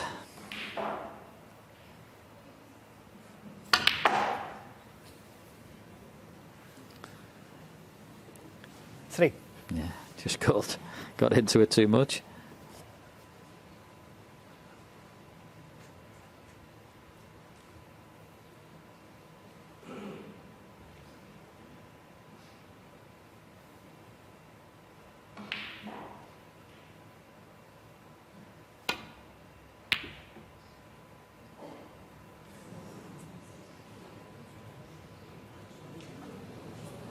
What a shot that is. What a shot that is. Absolutely brilliant. Wonderfully thought out and brilliantly played. Yeah, because in order to get it right, you've got to be flirting with this left corner pocket, which could have lost you the frame. So that was a world-class safety shot from Judd Trump.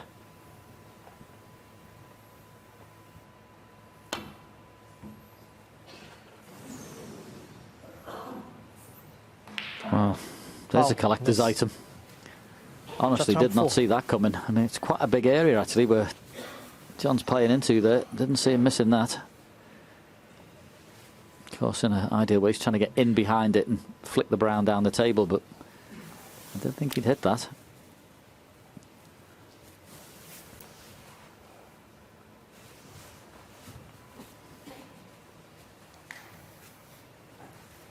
Back closer.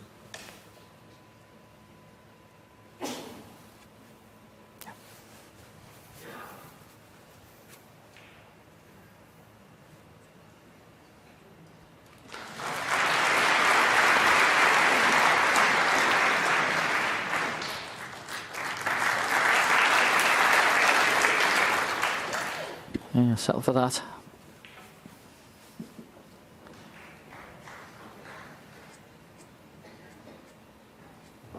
$12 in it. Needs brown and blue.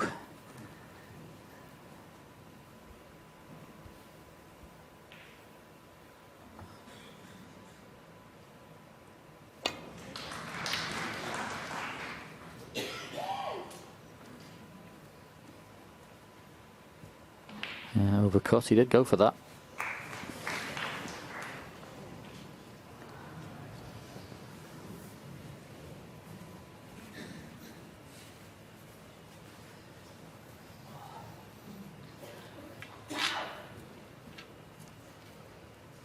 Frame goes past the half-an-hour mark.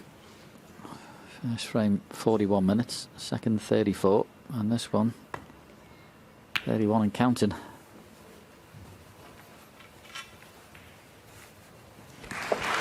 Yeah, if it continues like this and it goes 6-4, 6-5, or that's what the score looks like it's going to be, they won't finish this match this afternoon.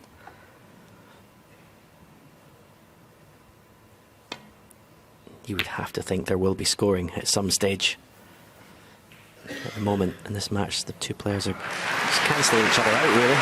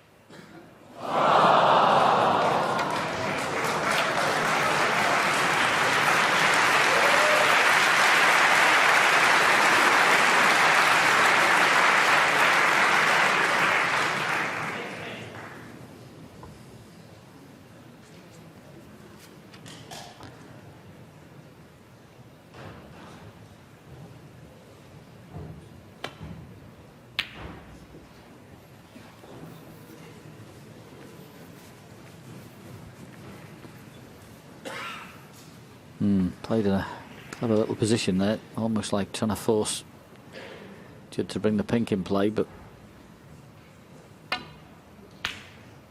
too cute for that.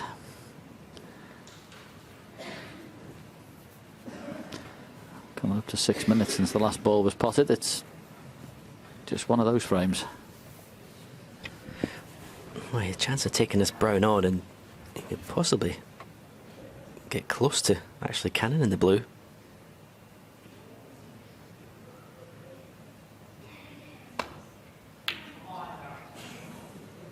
Yeah, that's what he played.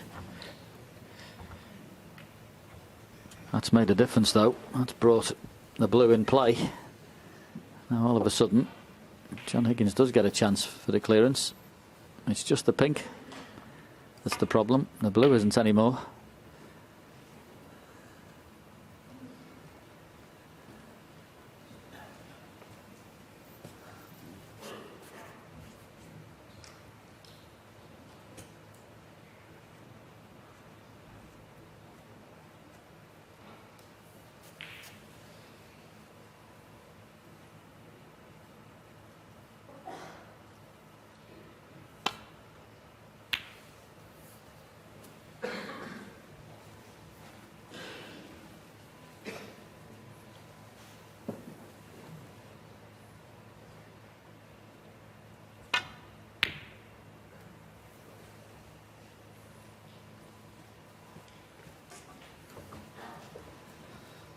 Another excellent reply from Judd.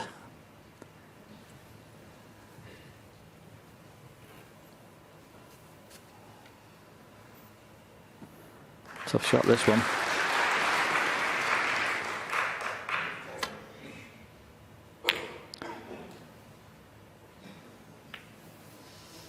Well, I think he did try to take the opportunity to move the pink, but he got a double kiss there. He's actually kissed it slightly safer, although closer to the black, if you got in behind it, you could drop it in. So it wasn't all bad.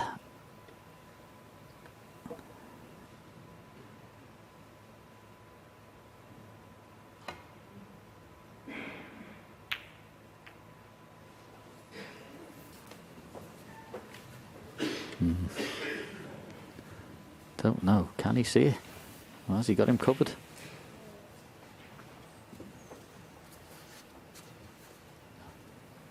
Oh, I think he might be able to see that. In which case, that was a mistake. So he needs...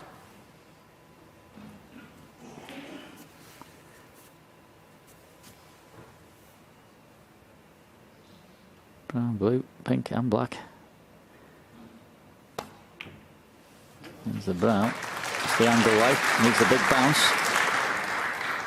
4. This is a tough shot. This is going to require nerves of steel. You've got to clip it in the corner. You've got to get absolutely perfect pace. Take it in behind the pink.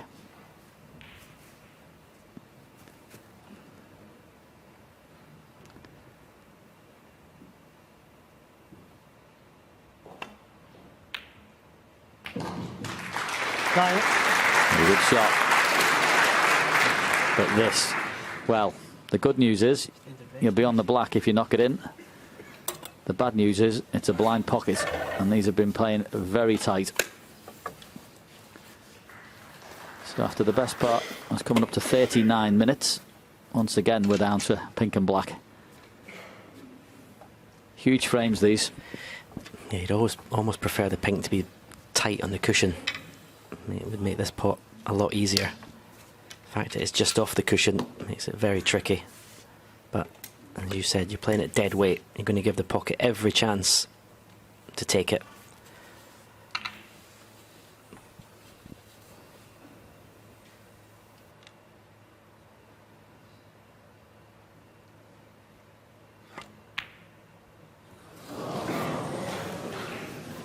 Yep.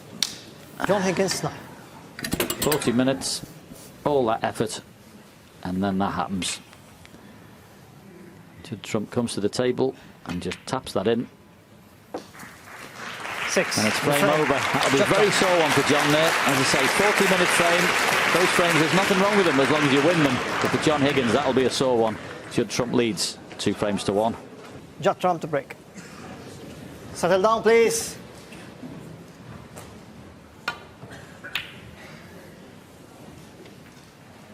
Don't worry, I'm looking after him. I'm hiding all the sharp objects.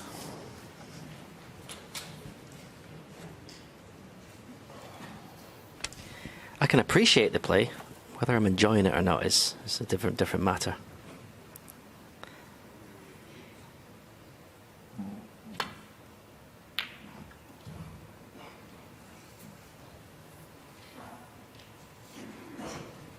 Yeah, we just need a frame, don't we, where one of them just gets in and makes a lofty contribution, and all of a sudden it'll change the match.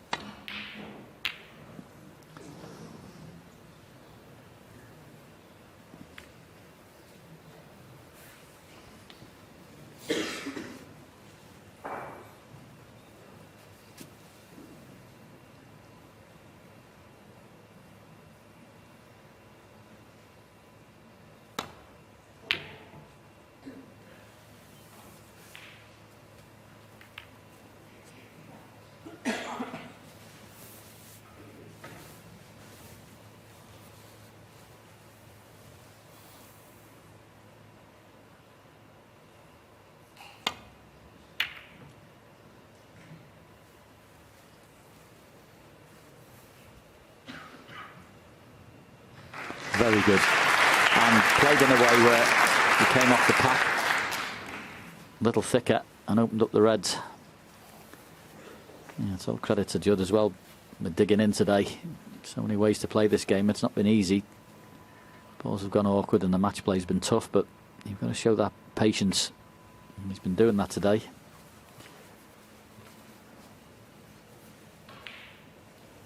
Paul, the miss. Judd trump 4.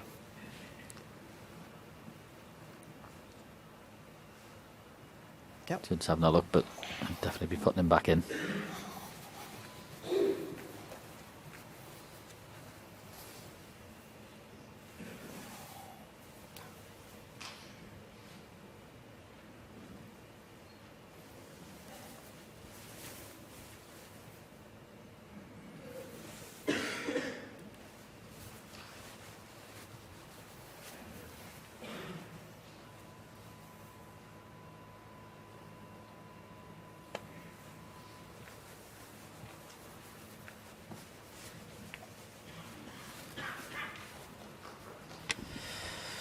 A little bit clumsy from John there with the pace. Left Judd this red to the far left corner. We can see there's a red available, so puts a little bit more pressure on getting that, especially if he's going to stun for the black. But you've got to fully commit. You can't think of safety in this pot.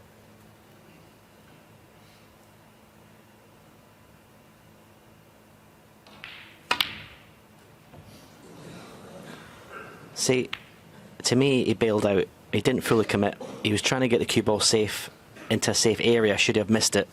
And for me, that takes away all your attention to the pot, or most of the attention away from the pot. That's the way the game's being played. It's just no risk snooker. It needs someone to take a risk to get this game going. I mean, it's not as if we're in a deciding frame. It's 2-1.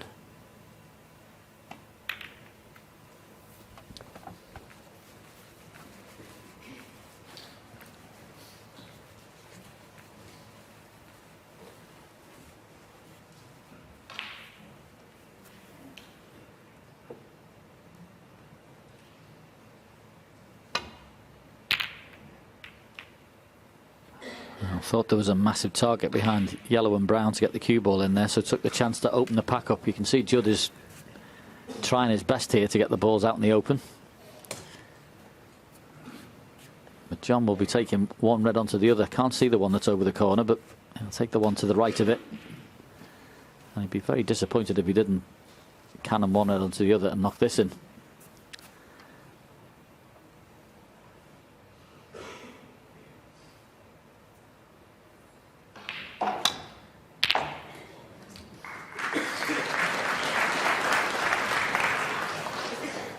So, for the first time in what seems like absolutely eons, there's a decent chance.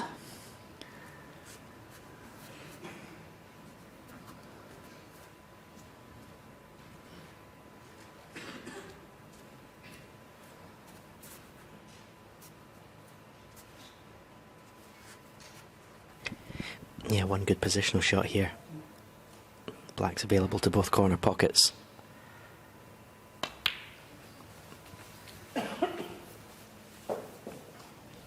Try and keep control of that cue ball. 4. Again, there's a slight grimace from John. He's not entirely happy where he's placed the cue ball.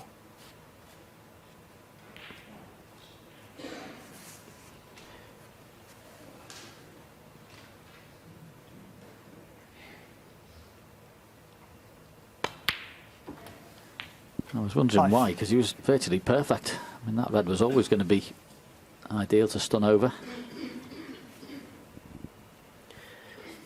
Yeah, it's one example of the way the match is going as well, because John Higgins' average shot time at the moment is 31 seconds, and that is 8 or 9 seconds slower than usual. Okay, I know the way the frames have gone, there's been a lot of thinking to do, but even this situation here there's a lot of hesitation. 12.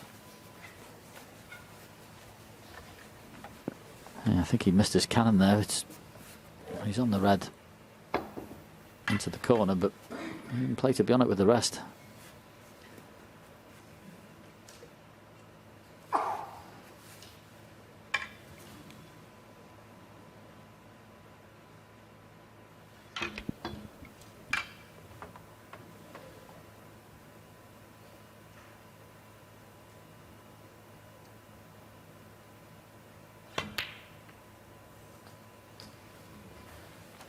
Well, he's on the black.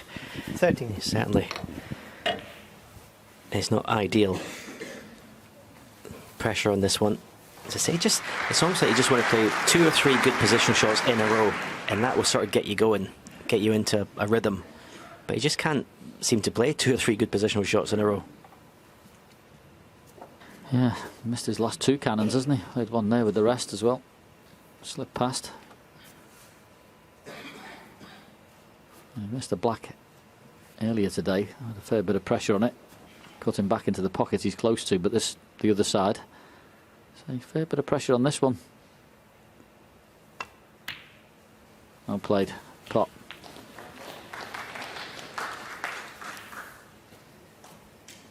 $20.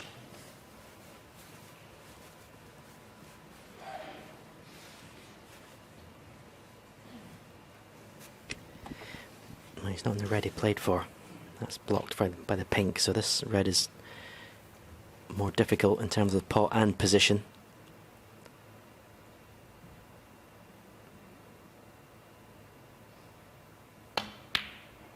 Ah, nice. That was nicely 21. struck. Yeah, he's been grasping for that cue ball for the last 3 or 4 shots, and he's finally got it back. You say that, I thought he had as well, but the cue ball's actually just run on 2 or 3 inches. The blue's unmissable, but again, cue ball might have to play a little cannon just to kill the pace. Little cannon into the pink. He's missed the cannon. He's got into the cue ball too much again. It's been the pattern. He's still on this red though, and may even be able to play for the black from it. 26.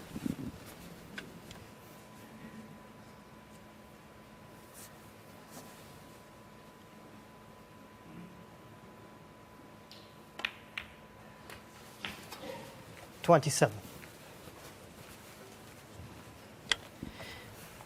Can he judge this little stun up? The 2 reds beside the pink both go to left corner. Let's see. If he gets into it too much, he'll cannon those reds. He doesn't want to do that. Ah, John. John Just Higgins, as he was 27. about to get into position to score. And this is another black off the spot. Yeah, he just never quite had the cue ball, did he? The whole break, he was just a bit off with every shot. Will he be punished? 1. Judd's turn to have a scoring opportunity, but as I say, what's gone on this afternoon with the length of frames, not always easy to get your rhythm, tempo back. And it's the first decent chance Judd's had for a while.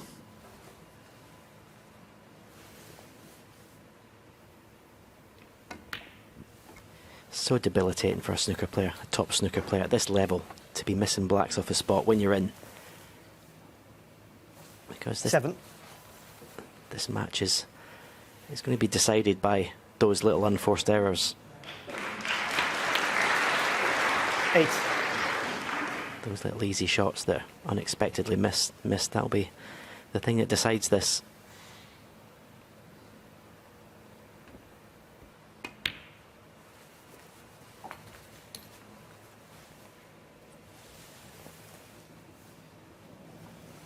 $14.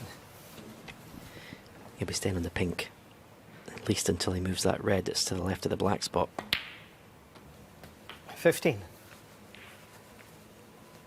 Can play for it now.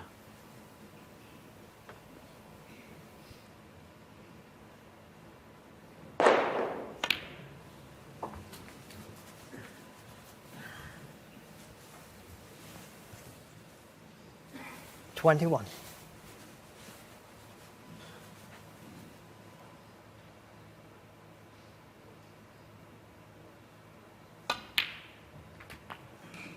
$22.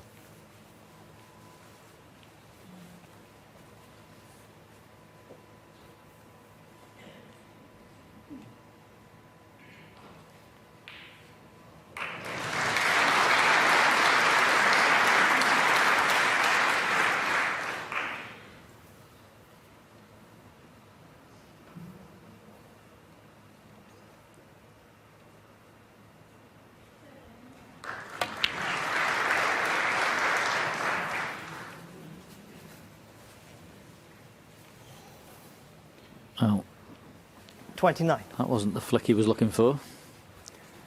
So all he's got as a pot is the red that's near the top cushion past the black, the thin one.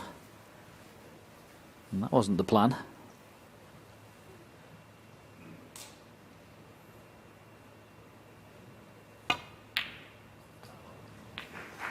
$30.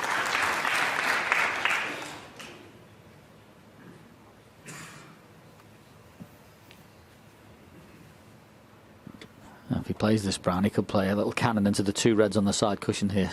Play a little screw cannon, get in there, move the reds off the cushion, and you'd be near 2. You'd be very unlucky not to be on something. Yeah, he couldn't get into the cue ball enough. That would have been the shot for me if he could have done it.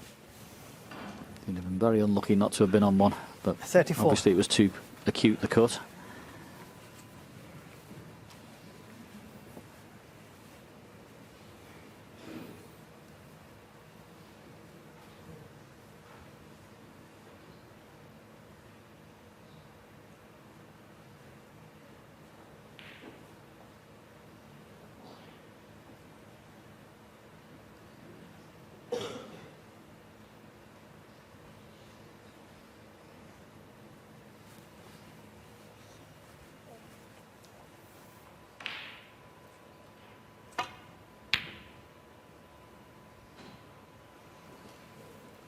Trump, 34.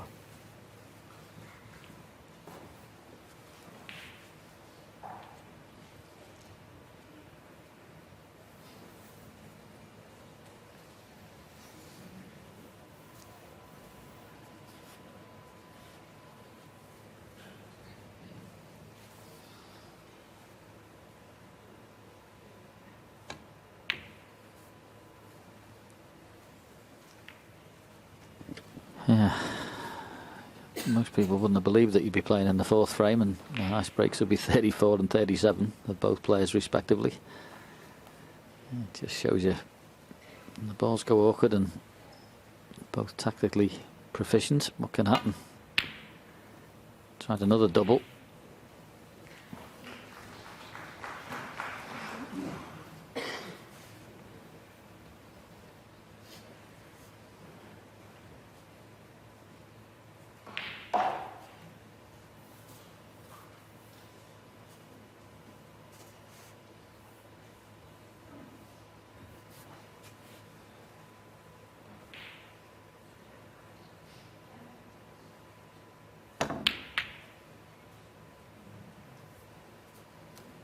And that was dangerous. Delighted to see the result. Look for all money, there's if one red was going to be over the middle pocket.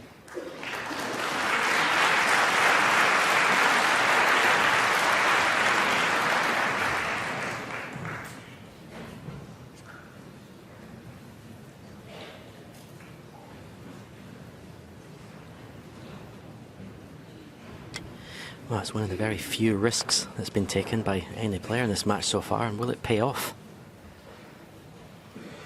So you can't really, the red that's closest to the second one, up past the first red on the left, you can't really play that. It might catch the bump. So if you're playing up and down, you could catch the bump with the red there, so that's not great. So if you can flick the red that's in front of the brown, that's the one to play off. That's a very good shot. A very good shot from where he was. He has played some unbelievable safety shots this afternoon, Judd Trump. Absolute top drawer.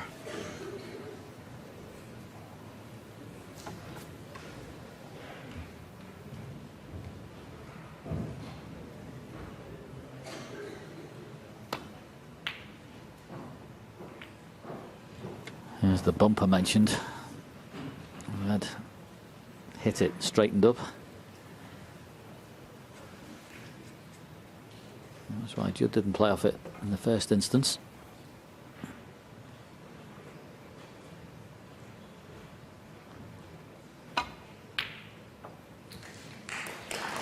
That's a good pot. Very good pot. One.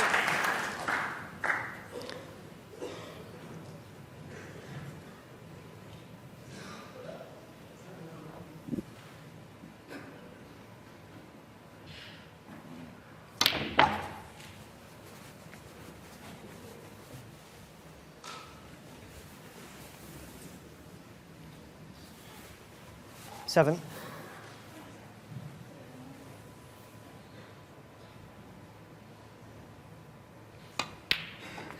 Eight.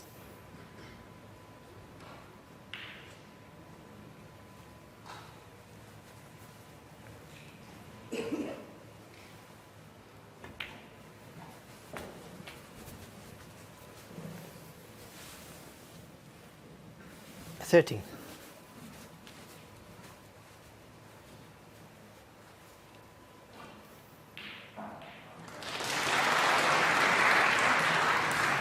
$14.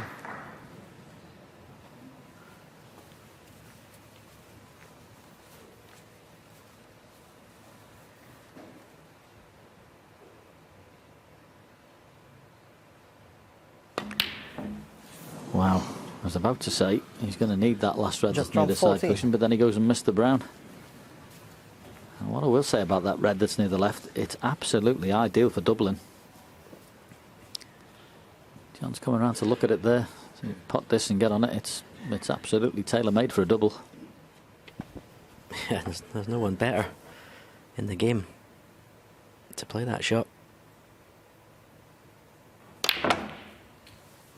One.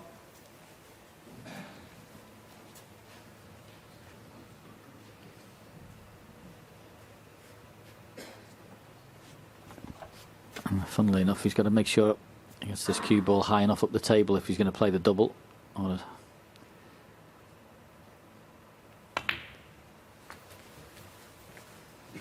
played the other way and tried to flick it off. The fact he's so good at double, Steve, I still thought he might have left that shot. Yeah, I think it looked virtually natural, but he got some check side on the cue ball, but it looked virtually natural to lift the red.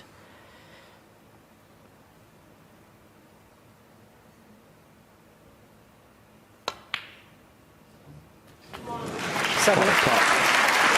What a pot.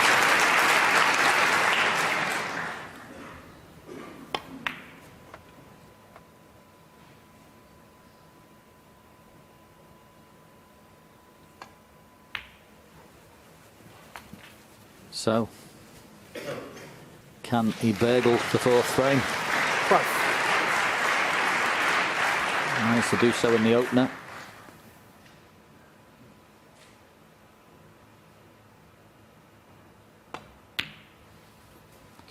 $14. Doing what he's done hundreds of times before to hundreds of opponents. Pinching frames when he shouldn't have won them. An opportune moment to leave the arena, but there you go.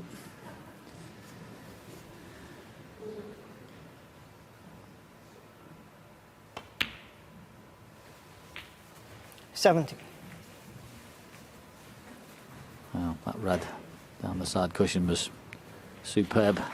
And is it going to get John Higgins back all square at the interval? 21. Yeah, bad brown. And Judd Trump missed.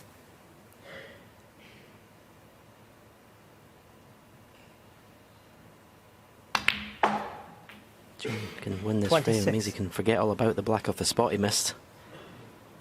And he's played that beautifully.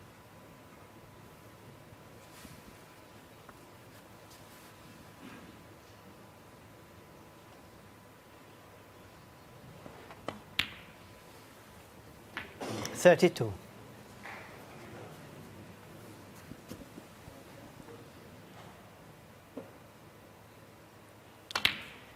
Well, not one 40 break in this match so far between these two. But it's been fascinating snooker. And John Higgins with an excellent clearance. Levels at 2 each. Thank you, Hazel. Yeah, we're suitably refreshed. Told Stephen a couple of jokes, got a smile on his face. He's looking forward to it immensely. Yeah, I've had a strong coffee. Yeah, I think in order for them to do that, you know, you've got to start taking a risk or two, maybe going for a pot that has a bit of sort of risk attached to it. Even if you go for it, you're going to miss, you're going to leave something, but have, you know, trust your ability to pot it. Judd is going for that one, missed it by the proverbial mile, and he has left John sort of half chance, but he can play for the black off this red. 3 cushions. I mean, he may choose to play it dead weight for the brown to the same pocket, but I suppose playing for the black, you're leaving reds down this end of the table. So the way the players have been playing, you wouldn't expect them to take that risk.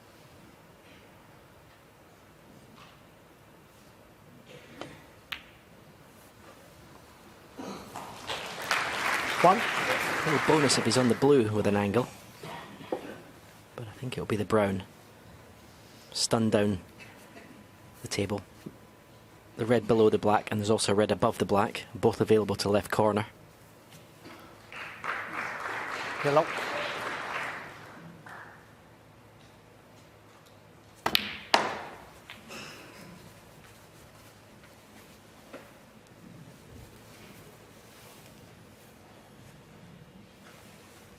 Three. Don't know for certain whether both players went into the practice room in the mid-session interval, but you would have thought they may have done just to try and loosen up and get a bit of rhythm. Say it's been very hard fought. John looks very sharp here at the start of this frame. So just nice to go in there and pot a few balls and feel as if you've scored in a little bit. If you ask these two players, would you play 4 frames and no one would have a 40 break, you'd 11. never believe it.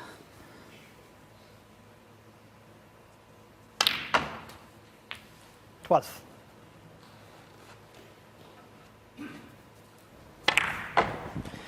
Yeah, I'd also like to see John pick up the pace a little bit.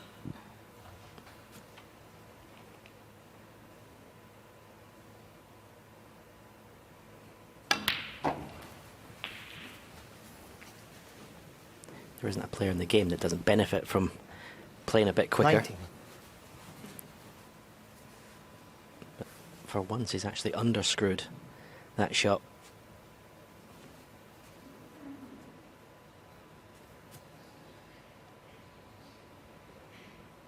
Yeah, got to take the outside red because of that. No position with the other one.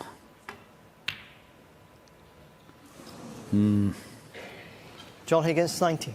Still didn't see him missing. I thought he'd get that.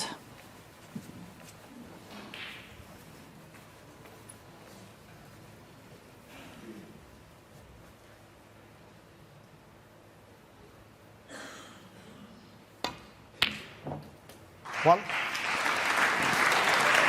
Yeah, good pot. A little bit low on this black. Been a little bit of a problem today, certainly for John. But this is a decent chance if Judd can knock this in, because you knew he'd be going into the reds.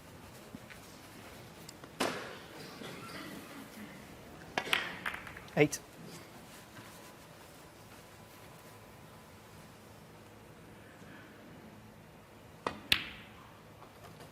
9. This is a very, very good chance.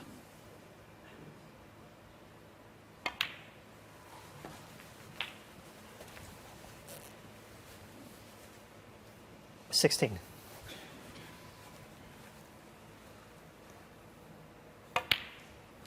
17.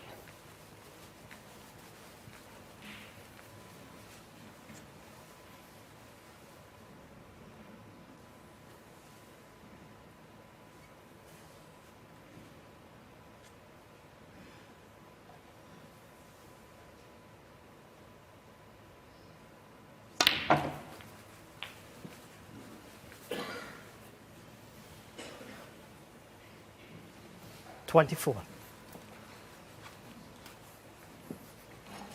Yeah. Yeah, this is the red to take, of course. A little bit awkward, need the spider, but once he pots this, of course, it'll open up the pocket for the red that's directly behind the cue ball. So, drop this one in, and another one will be in play. 25. Maybe kicking himself if he doesn't score enough points to win the frame from here, Judd. This is what he does.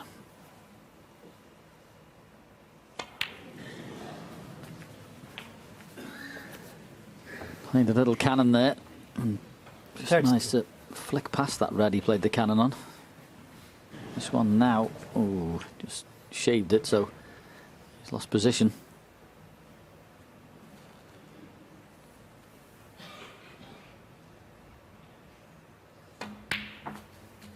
33.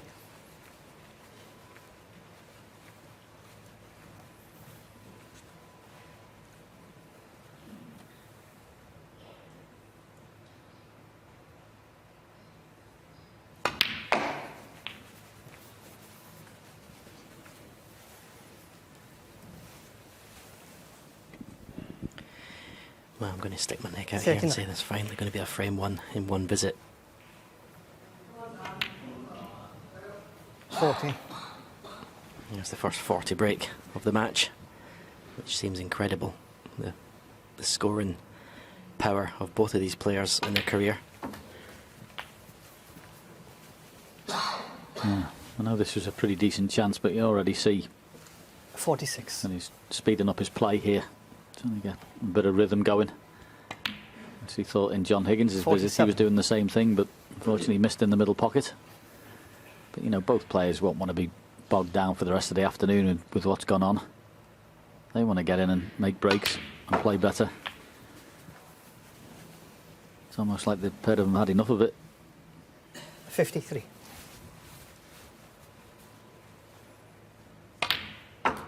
54.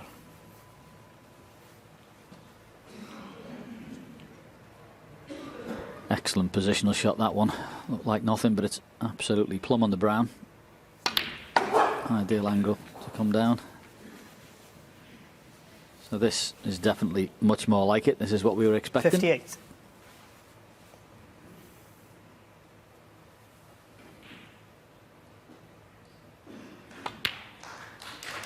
59.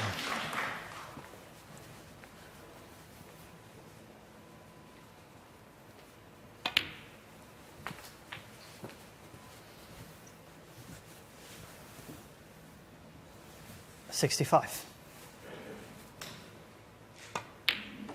66.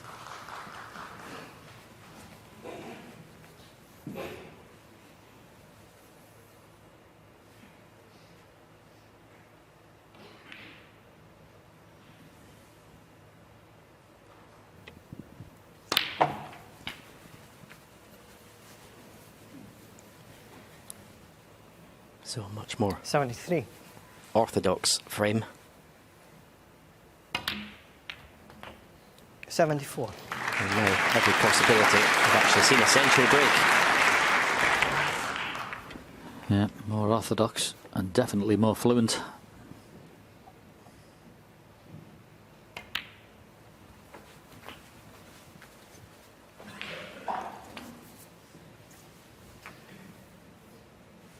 81. 82. Yeah, clever little positional shot there on the last red because he wanted to play for blue to move it out of the way of the yellow. In fact, he's going to take 2 yellows. He might have cleared that 84. area.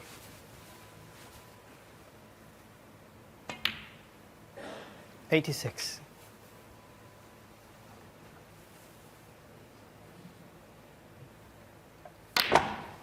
89. Beautiful strike.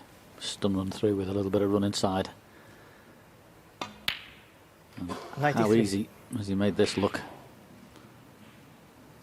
This is what we were expecting when 98. we came in today. And play started. And finally, it looks like the match we were expecting has just broke out. 104. Brilliant century break. Wonderfully constructed. And in no time at all. That's how you do it. Judd Trump, brilliant century break. He leads by 3 frames to 2. Judd Trump to break.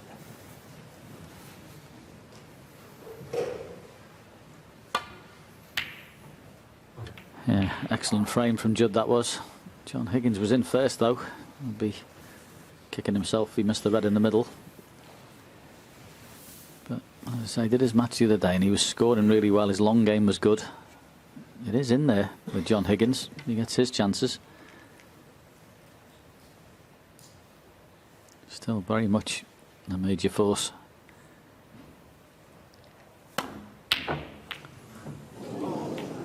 Well, that won't help. And a nice starter for Judd again.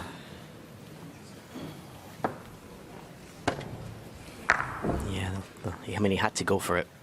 But the last thing he wanted after Judd just making that century break was offer him up an easy red to get on the black straight away.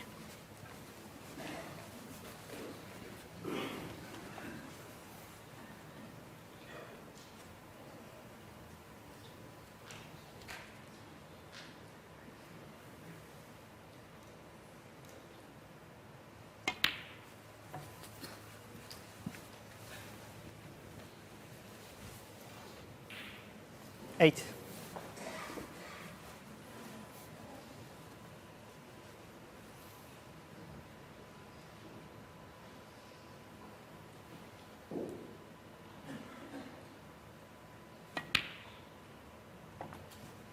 Nine.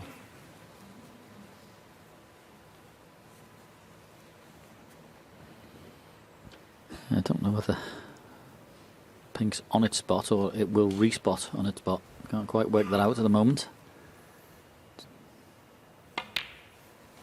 We'll have to wait long to find out.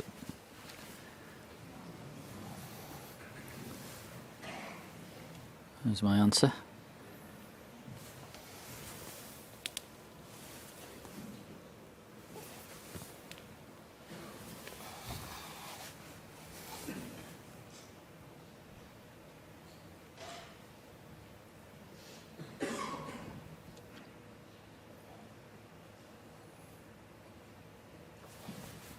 $15.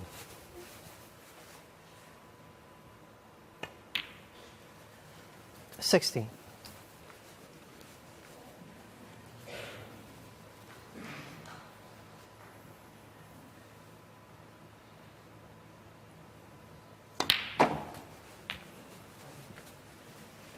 Go on then, how's he playing this one? Well, I mean, it depends how 22. aggressive you want to get. I mean, I think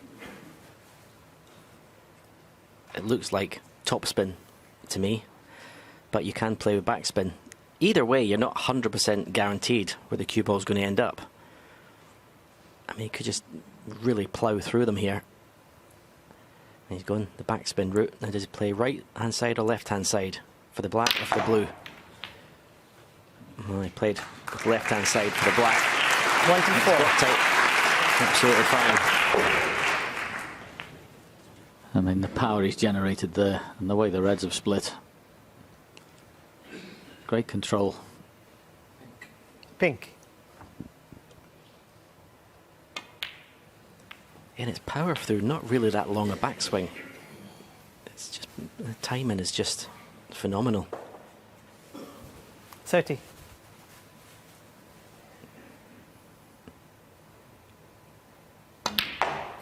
31.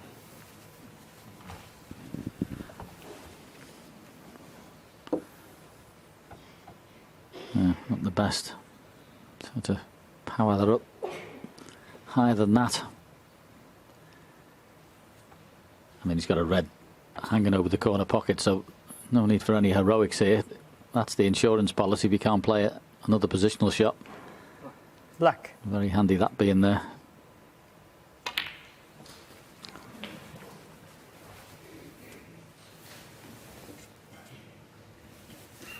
$38.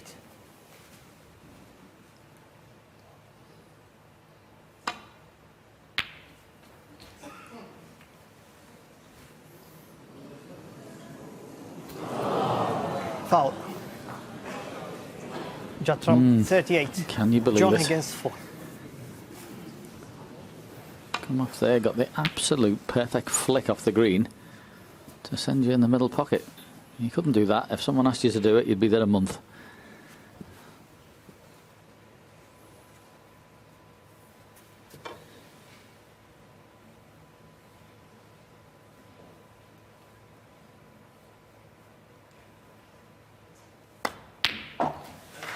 What a pot that is.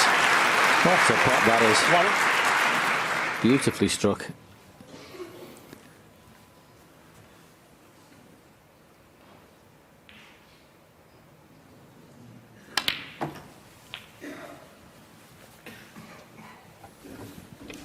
Yeah, just lined up that long 8. pot just off dead straight, so you could take the cue ball closer to the black. As I keep saying, it's always the easy stuff that lets you down. It's never the difficult stuff. Nice. That's what John Higgins, he's made 2 really difficult clearances. He's potted some excellent long balls, but at the end of the day, he's missed 2 or 3 blacks off a spot. It's the easy stuff that's cost him.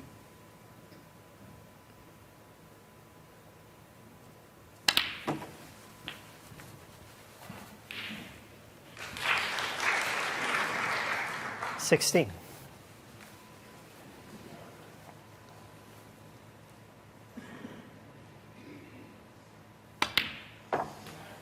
$17. That's lovely. If it's just got the angle there, you could play a little cannon down into the 3 reds and hold for the one in the middle. Don't know whether he's got the angle for that. That's the shot. Split the reds up. Played it beautifully. 22.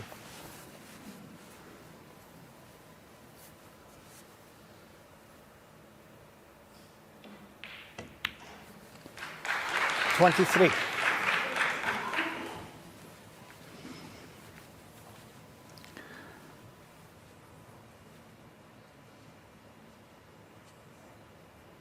John trying to do some mathematics and work out how many of the reds he needs, but it looks like all of them.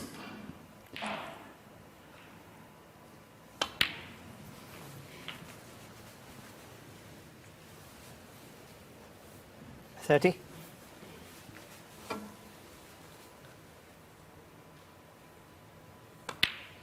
$31. Far from easy, this clearance.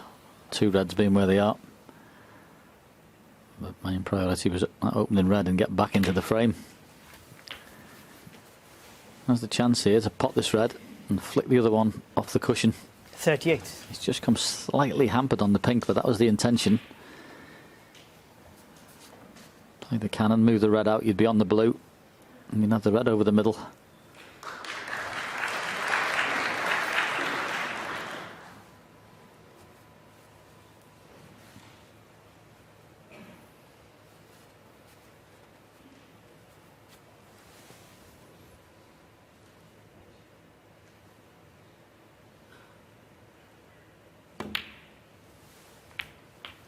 $39. Yep, it's okay. Keep ball a little close to the side cushion for comfort, but just got to drop the blue in.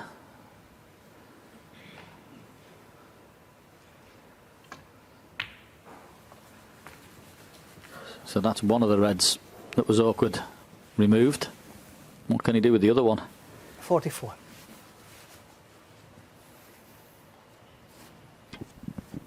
Well, he'll play for the black off this one, but if he can get straight on the open red to the right middle, then he can basically leave the cue ball where he wants, really, for the pink. He can leave himself 45. an angle to move the red or just to drop in behind it.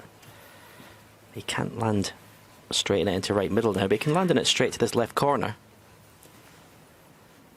But pink is the ball he'll want to be on after this next red.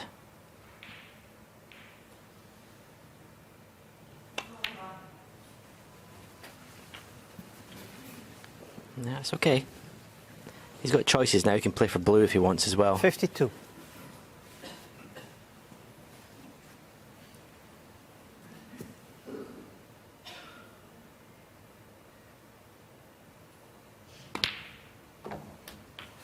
$53.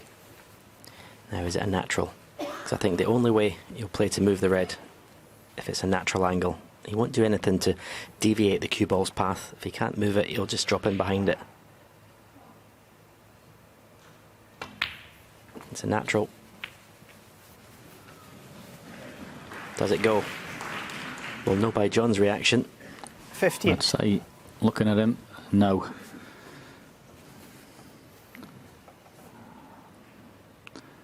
That does not pot.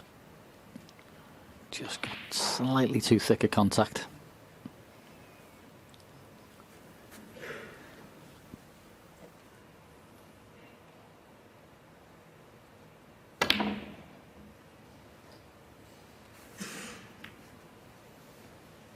John Higgins, 58. Very good contribution of 58, particularly off that opening red, but you can see from his expression he was thinking he had a good chance to win the frame there.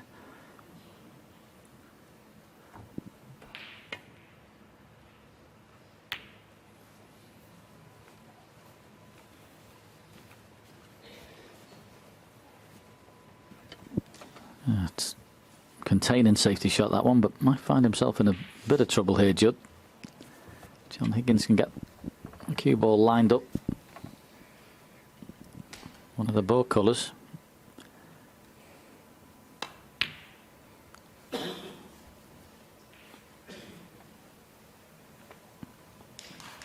And he's not snookered, but it's still not nice. Yeah, that's an area of safety play that's changed over the last few years. A lot of that kind of safety play is played now containing safeties, like no risk involved, which is all well and good. You're not going to leave a pot on, but you do give the safety advantage to your opponent sometimes. And that was a much better shot from Judd Trump. Yeah, you know, it's a good safety shot when John Higgins is tapping the table.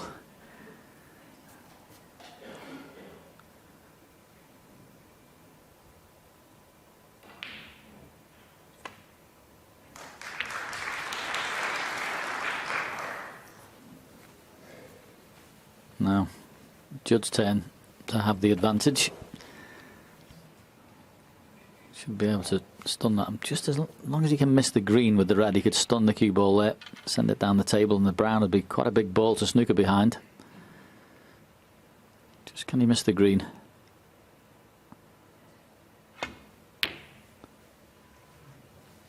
Oh, you could pot it.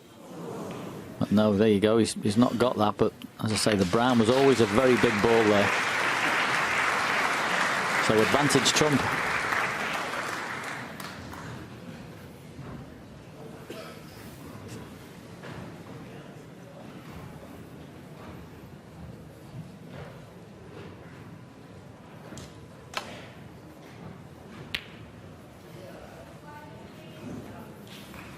Wow, absolutely excellent shot. Really is very good. Come off two cushions and get the full ball. Superb.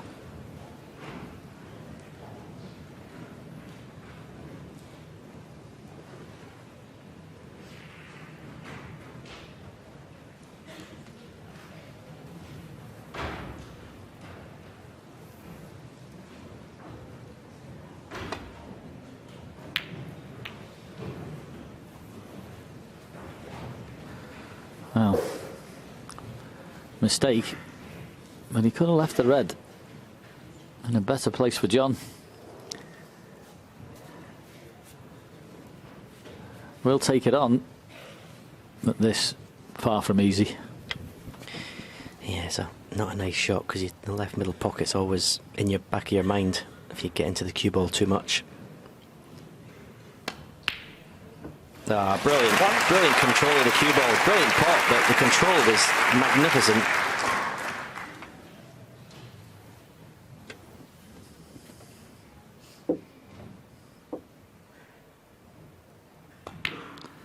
Yeah, been the tale of two pots this frame. The opener from John and the 58 break, and that 6. one there. Brilliant. As I say, his long game looked in really good order the other day, and it's holding up very well under the cosh here. 8.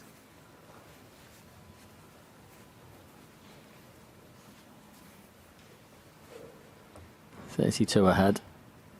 Okay, just make sure you knock the green in and the brown in. You won't have any messing about with snookers.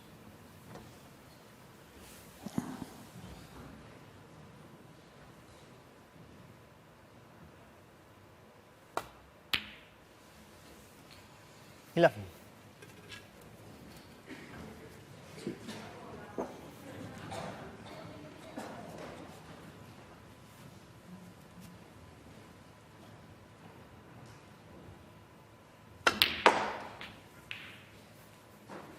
$15.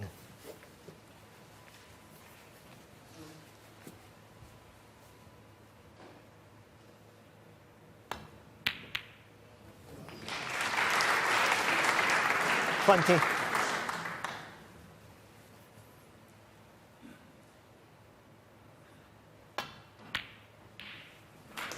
$26 in front. He potted some balls in that frame.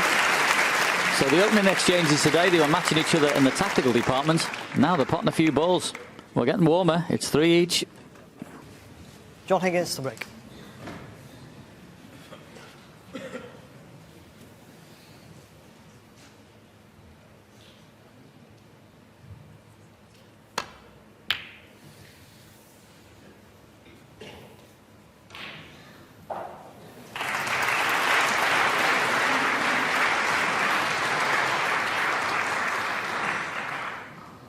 Not so sure. He can miss a cannon if he plays this as a pot. No, that was not straightforward, that.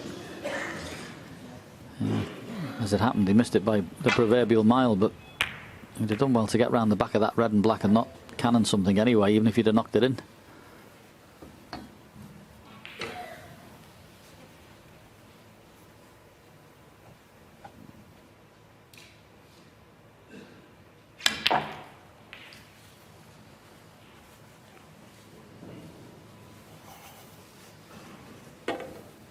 One.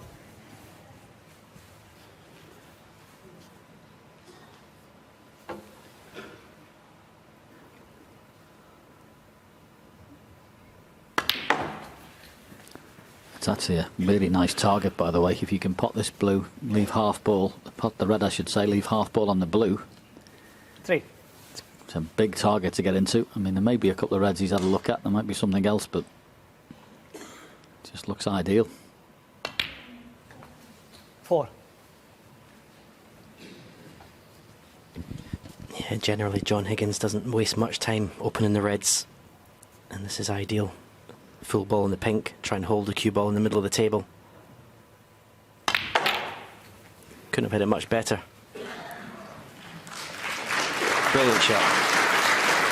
9.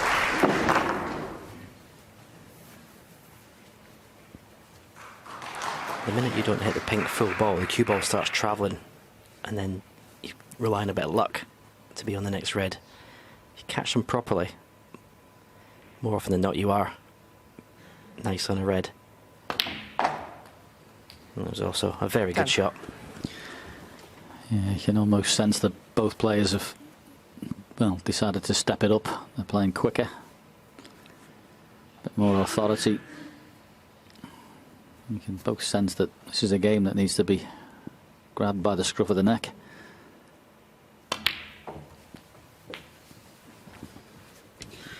Yeah, I think what has made the difference is from the break-offs that they've been left reds to go for. And you have to take them on, you can't refuse them. And then when they've been missed, they've left the other player in. So it's like become, Yeah, 18. unorthodox frame.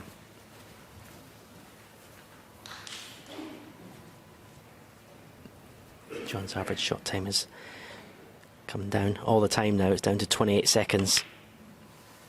Let's say in full flow, he'd be sort of 22, 21, 22.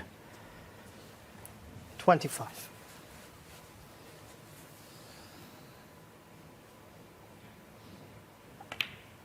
It's been an absolute. 26. I mean, everyone talks about his safety game, obviously, which is world class. His shot choices, but to me, the strength of his game down the years has been his scoring.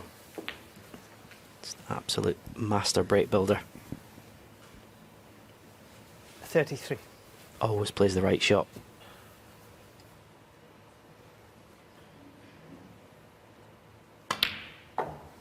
$34.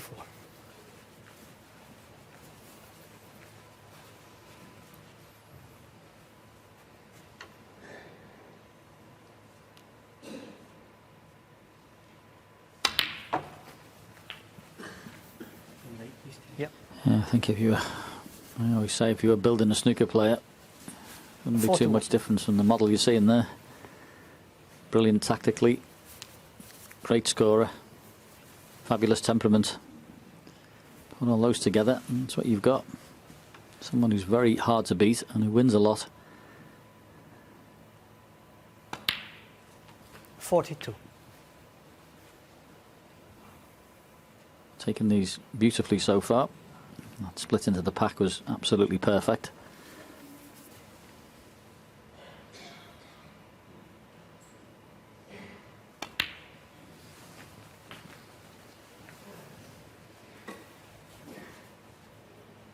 $49.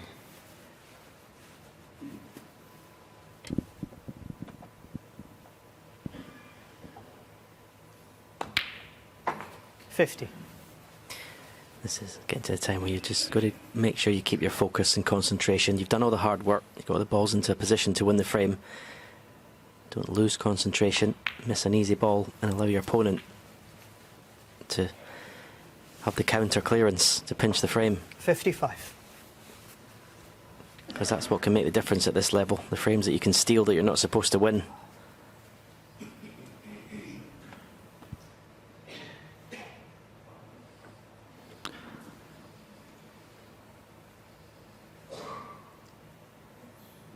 Don't know if he spotted something on the cloth there or whatever, but he's got something there he's seen. Yeah. Sounds simple, but just get the right side of the blue here. That's the shot. Bring yourself back down to the reds. It's the only way it sort of can go wrong, is just not being the correct angle on the blue. 56. Played to perfection.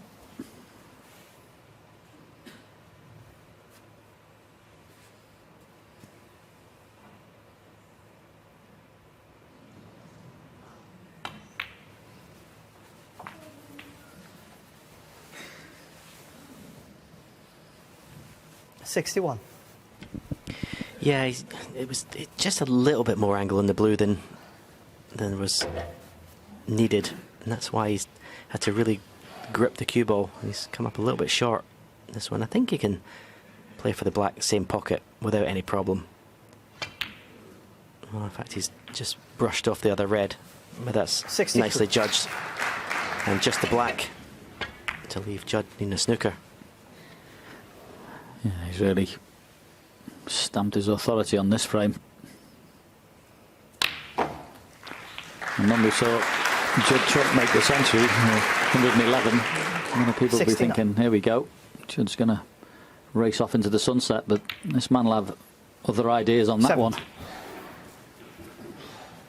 As I say, this match could have certainly been going Judd's way. That long red that John took in the last frame has definitely made a difference to this match.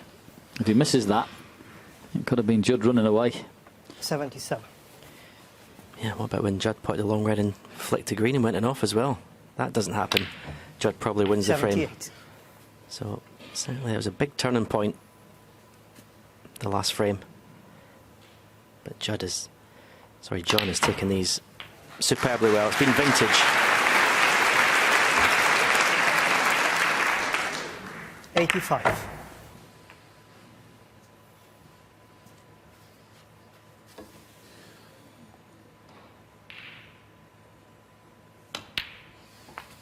$86. Yeah, I think it's all coinciding with the cue. I think he's absolutely delighted with the cue he's got. He's got total faith and trust in it. Knows he's got every shot in it. And very confident John 91. Higgins is a dangerous John Higgins. 92. This has just been cue ball control of the highest order.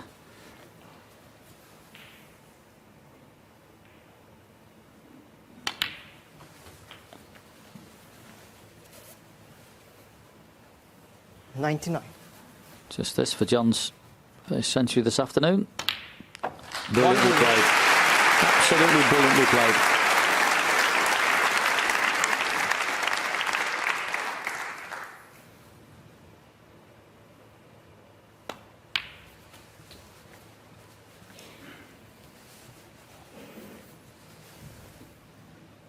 $106.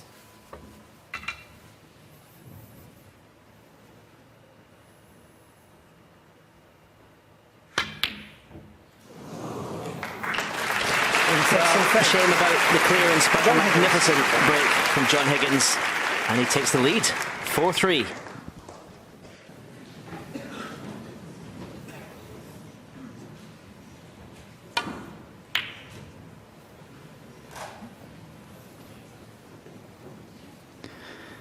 Yeah, and well, every frame is big, but this is could be really significant if John can win this and get to 5 and give himself some few bites of the cherry to get over the line. Judd will be right under the cosh, the world #1.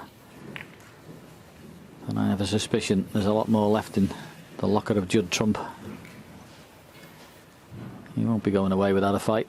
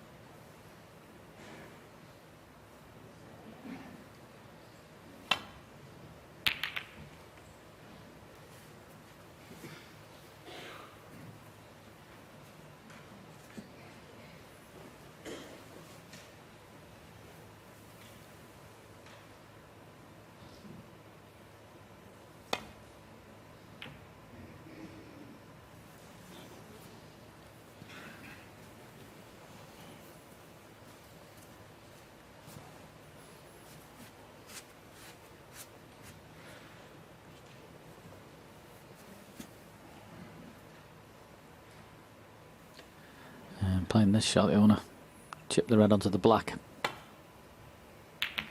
I didn't really want a red to go over the corner. As it happens, it has gone safe, but that was the intention, not to hit the red onto the other one.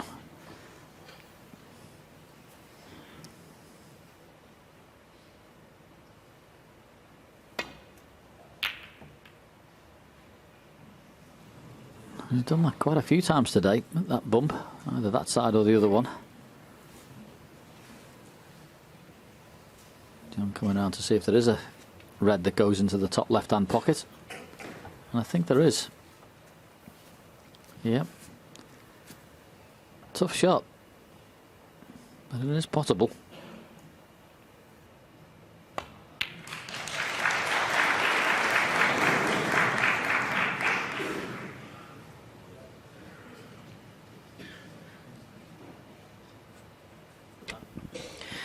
Will he risk potting this red and taking the cue ball into the main bunch here? You think you've every chance of being on the black.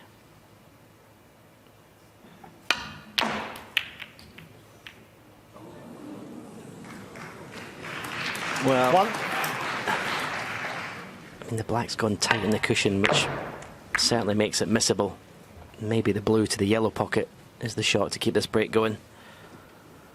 I mean, how well did he hit that? Absolutely got right into the cue ball, flush into the back of that pack. And even if he plays the blue, leaning over is awkward because he'll be stretching over reds.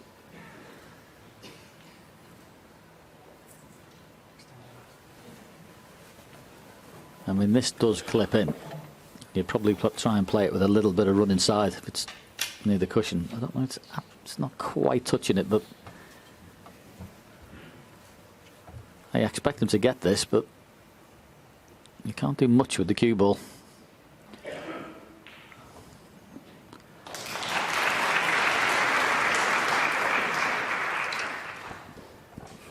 Yeah, you do dare and play it with a trace of right, just to keep the cue ball in the middle of the table.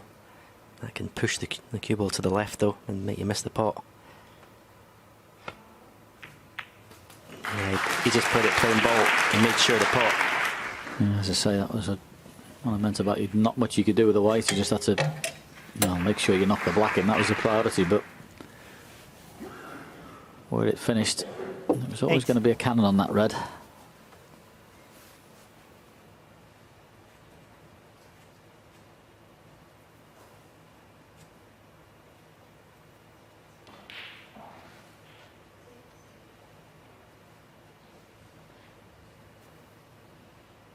Are you thinking of clipping this? Does it go past the black? It does, you know. What a pot that is. What a pot. 9.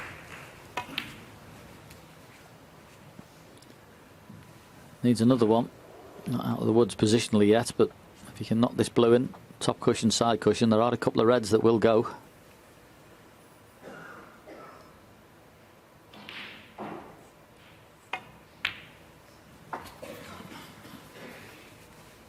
Just come up a little short. There's two reds that are together. He was hoping to be on the bottom one. Cue ball a bit higher.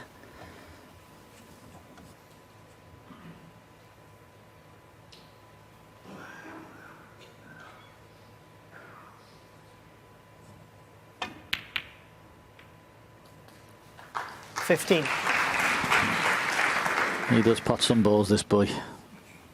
Things that are very awkward and not nice. He just gets down and rolls them in the middle of the pocket.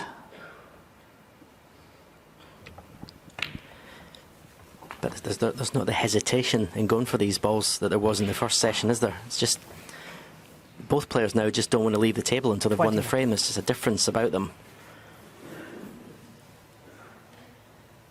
He raised his hand after that last great pot, though, to his point. Didn't play for the double, kissing two reds to leave himself perfect on the pink. But he deserved everything he got.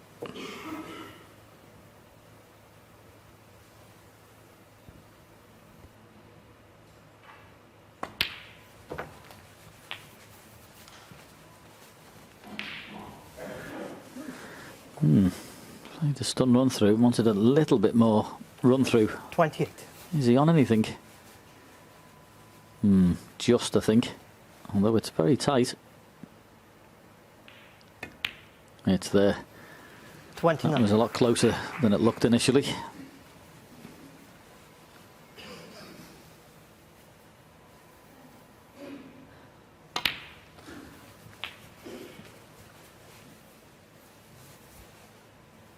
$36.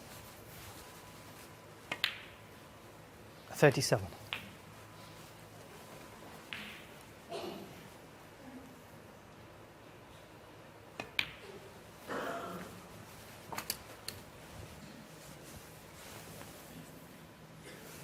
43. 44.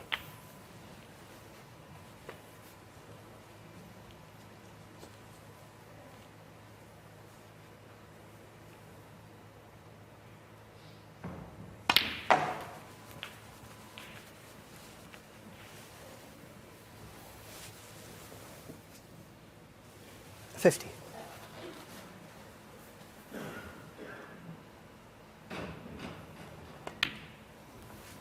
51.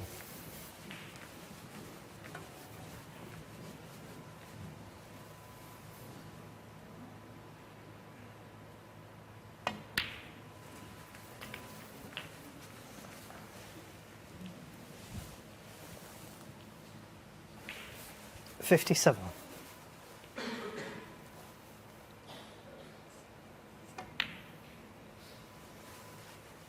58.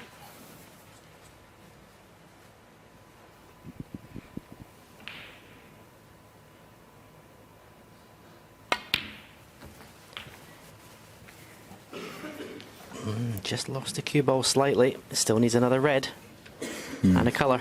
This will be some pot, won't it? Wow. Cueing down. Okay, nothing to do with the cue ball, but just to be able to pop this in the middle. Good cueing. And got. 65. He really does put some balls, honestly. This break and the start of it, the reds he managed to find from somewhere. He is a shot maker. Brown.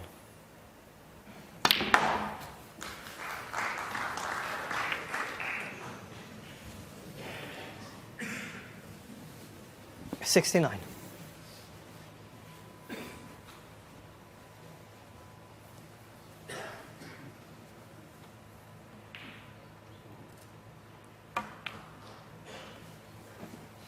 Judd Trump, 69. That was some break. It really was. So 69 ahead, 67 on the table. Snooker required for John Higgins.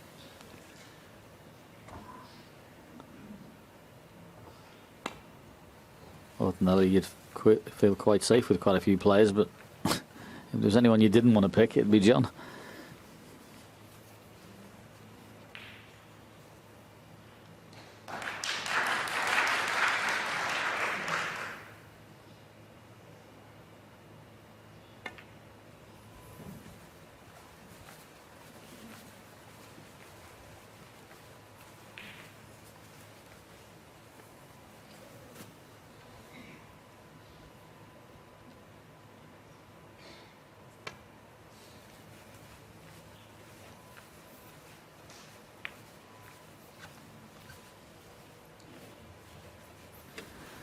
Yeah, a little pacey. He may be tempted here. I mean, this is just, you just want this going in the jaws. Absolutely dead weight. It's there. That should be the end of the frame. And a very good frame it's been from Judd Trump. Much needed. As I mentioned on the start, you wouldn't want to go 5-3 down to John Higgins.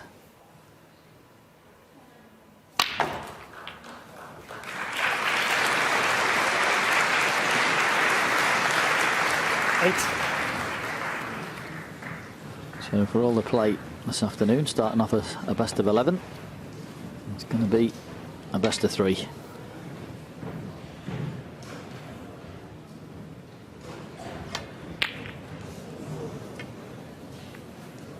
Eight and frame. Judd. That's enough from John. Another fabulous frame of snooker. Brilliantly played by Judd Trump. Excellent break that was. Some shots in it, and we're all square. It's 4 each. John Higgins to break.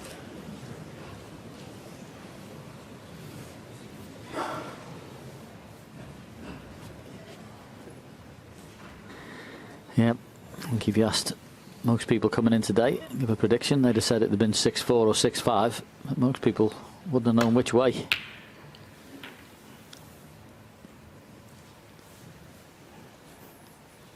Just the nature of having two top-class players playing against each other. It's been an incredible game of 2 halves though, isn't it? The first half, average frame time well over 30 minutes. Since the interval, so well under 15 minutes. I would like to take credit for those mathematics, but unfortunately it was the person next to me. But yes, it's been definitely a game of 2 halves.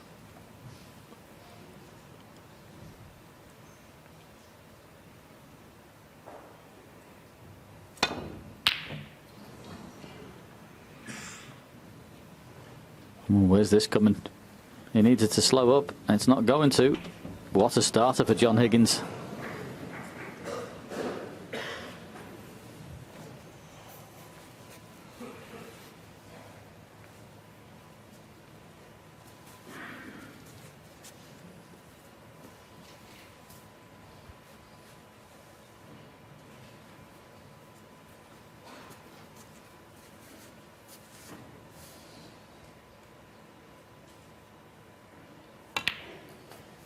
One.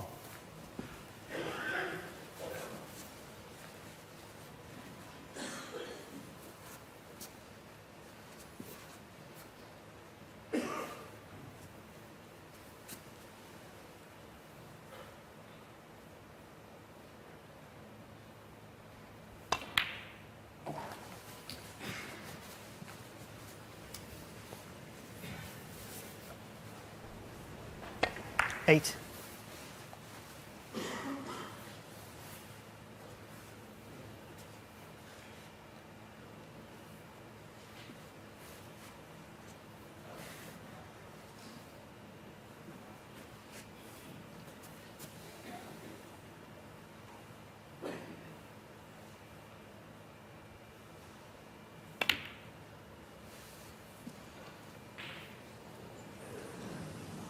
John Higgins, 8.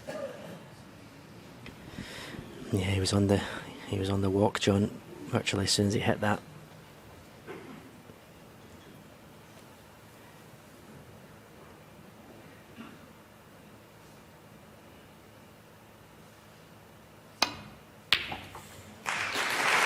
Is the cue ball going to get past the green? It's not. 1. And I don't think the blue goes into the left corner pocket, so a little bit unlucky. Judd Trump there. You could see his shoulders slump there as he walked around the table. He knew he wasn't on the brown. I mean, that would have been, if he just comes past the green, he's on the brown. He could play for the loose reds, or he could have gone straight into the side of the pack. At least turned it into some form of chance, but not now.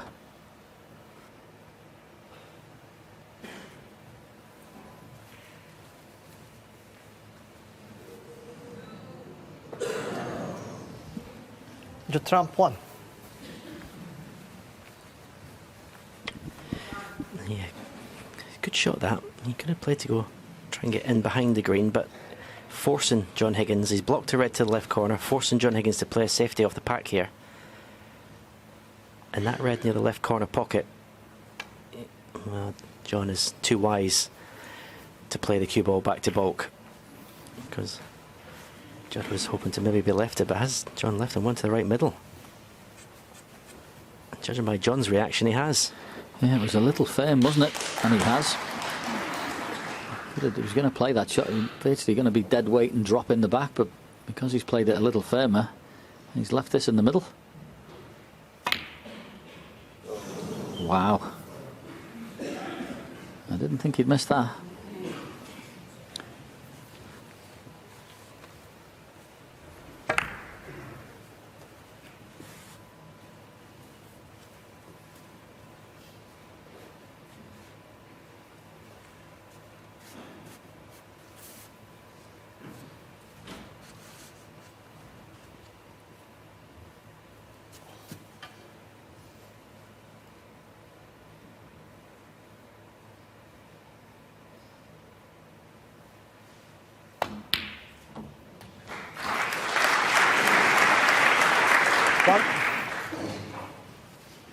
Good clean pot.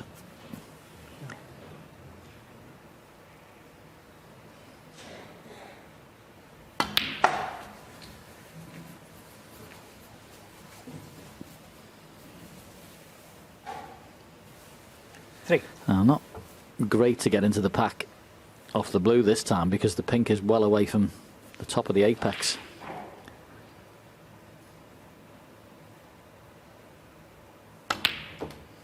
So he wouldn't have the same force.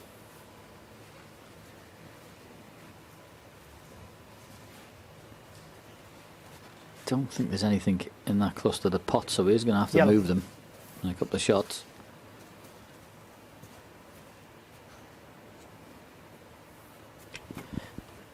He's going to have to really hit this well, this yellow, to get the cue ball into the pack. Needs to miss the pink. Hasn't got into the cue ball, but this could work out okay. He might be on the red to the yellow pocket. Doubtful will he play the pot. He's coming around to see the potting point.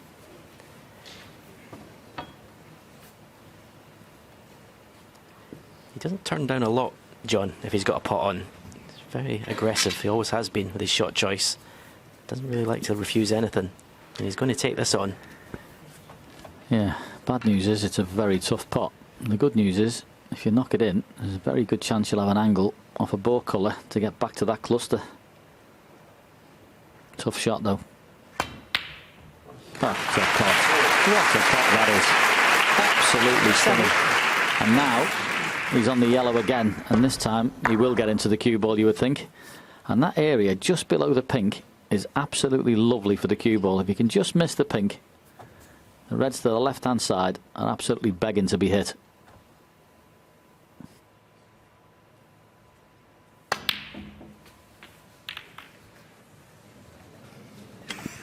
Yeah, he nods his head sarcastically. The reason we say don't hit the pink, because it just takes all the pace off the cue ball. You watch this. There's no momentum then for the cue ball to open the reds.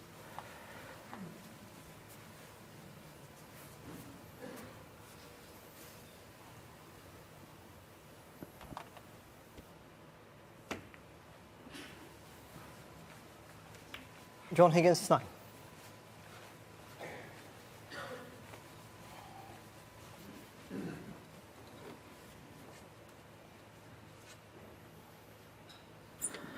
With stats of this afternoon's match and safeties and pot successes, and not much between the players in either department, but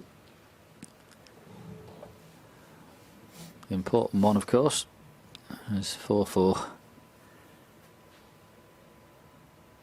And there's still plenty left in this match, make no mistake.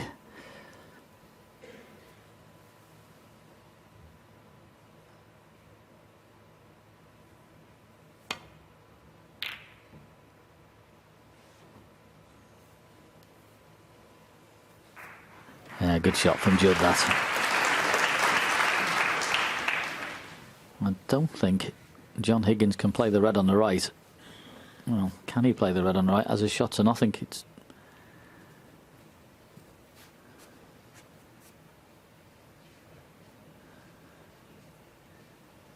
if you take this one on and you're full-blooded, you better get fairly close. Maybe he does have that angle. He can get round, but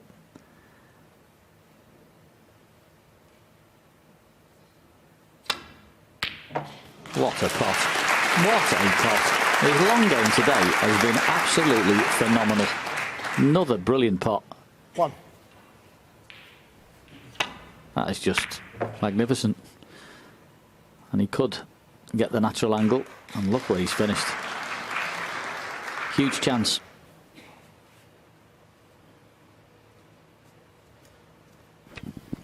Yeah, I think I'd be playing twice across the table, try and get the cue ball in the black cushion here for the red that's closest to the black cushion, to the right corner.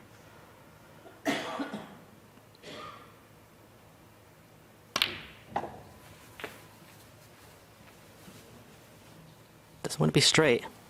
He's always got the other one, of course, but 5. that red you see is a little bit straight, and that's the one he wanted.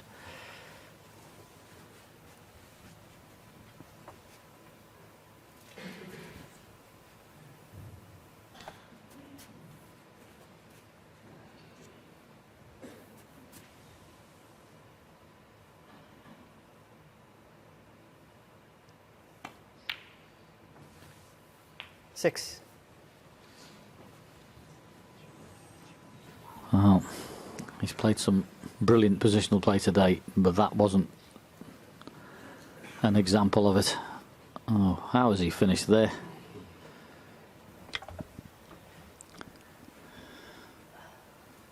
It's amazing, Stephen. If he comes off the brown, if the cue ball just lands closer to that top cushion, it's absolutely plain sailing. I mean, he still shouldn't have lost position here, but he's now got the more difficult shot on the yellow to get back in prime position.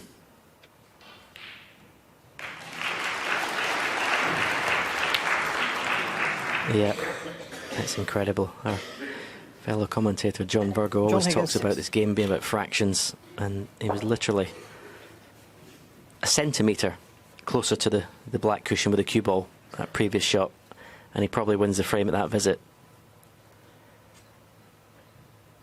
And you have to say at this level, still no excuses for not being on a colour from the other red.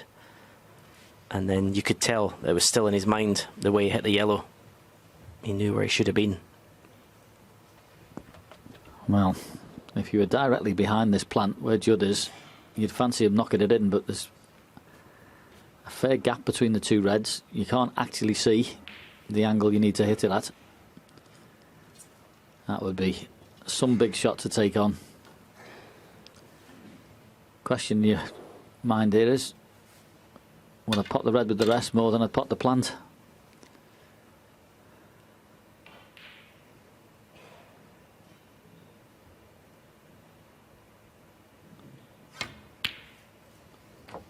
Good pot. And correct choice in my view. 1.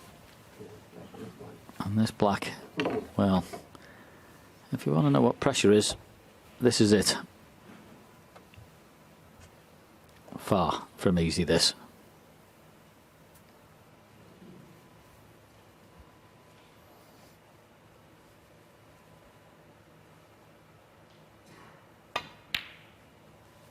Superb. Absolutely superb. I mean, he's just taken a horrible situation there and just got in plumb position 8. in 2 shots. Well, what a strike that was. When we talk about cue 9. power and all the deep screw shots and everything that he plays, but that was a strike to get the grip on the cue ball. That black was missable.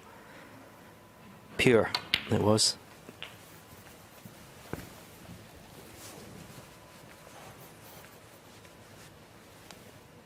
$11.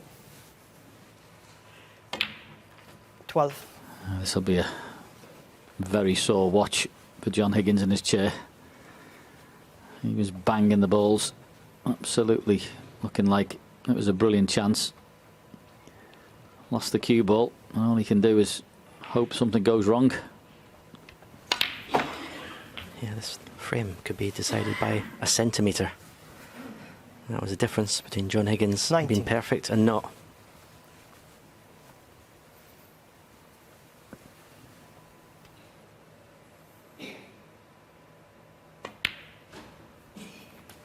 $20.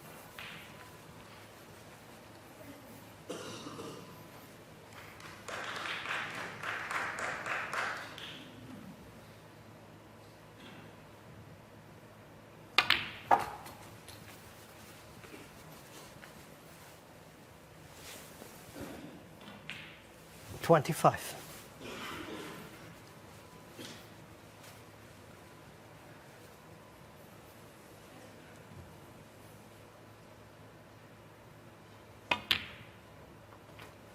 $26. Yeah. Well, I don't understand why Judd hasn't played for the black from that red. I mean, it was a comfortable positional shot. He's gone up for the blue and he's landed short. Very strange decision.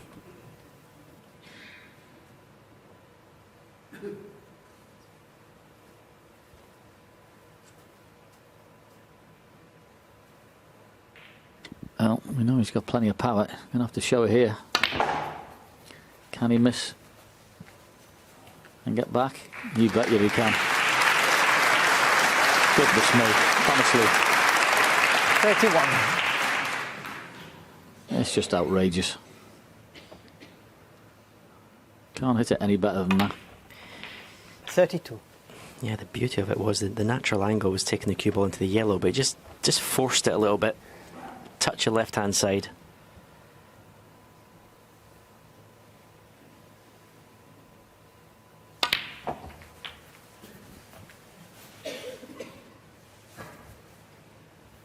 $39.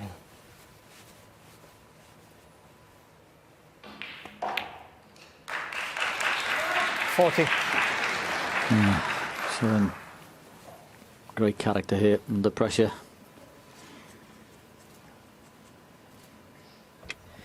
I'm not sure if he'd half expected a little brush off the other red there, because he's landed with really not a nice angle on this black. It's not a problem, say, for him to bully the cue ball of 2 cushions, 47. which is what he does. He did it with a blue run in and out of bulk.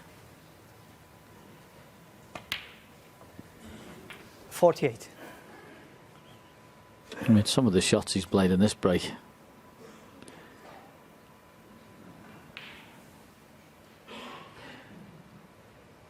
And then he pots the black there.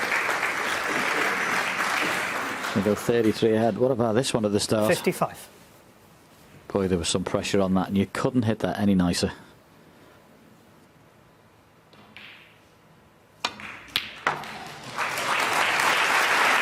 57.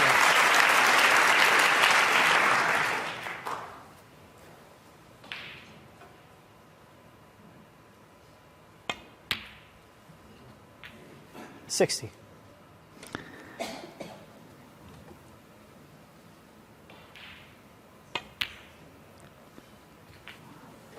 64. And the blue he played when he was wrong side to go in and out of balk, force an angle to make sure he didn't hit the ball colour and come back absolutely 69. perfect. Well, any snooker players, go and try that one in your club. See how far you get with it. Incredible. Not finished yet.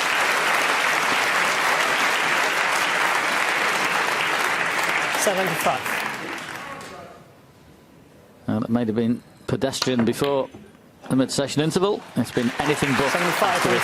Another brilliant frame of snooker. And what a break from Judd Trump. John Higgins is in. He'll be kicking himself. But Judd Trump was brilliant there. And he leads 5 frames to 4. Judd Trump to break.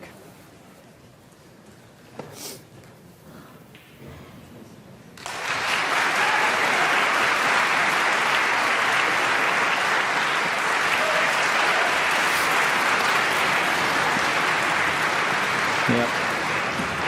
5-4 ahead. First to 6. But he knows full well who he's playing against. This man is never beaten till it's official.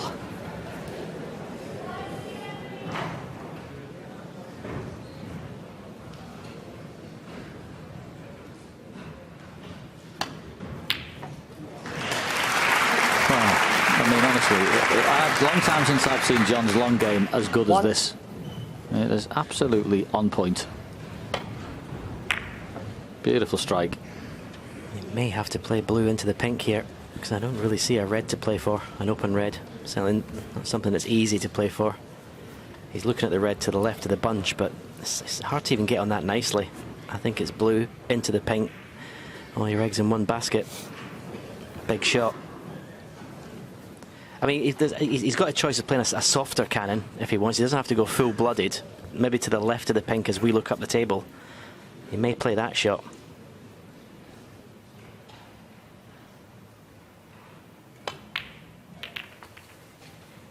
That's very, very unlucky, because he played it beautifully.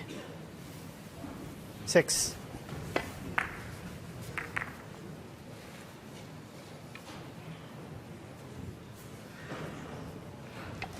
Maybe part of him wishes he went full-blooded into the pink off the blue, but that was still unlucky not to have a pot.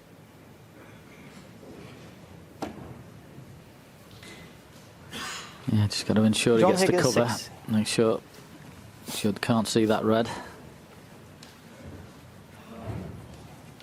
Can you believe it? Well, he'll be absolutely spitting feathers, John Higgins, that he's left that gap. Amazing. Absolutely amazing he's left that gap. 1.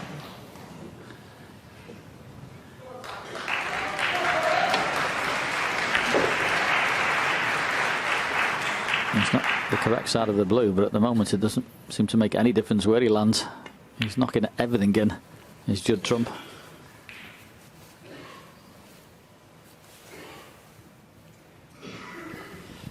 Yeah, he'd love to be finished level on the black, so he could play a little cannon into the red directly above the black.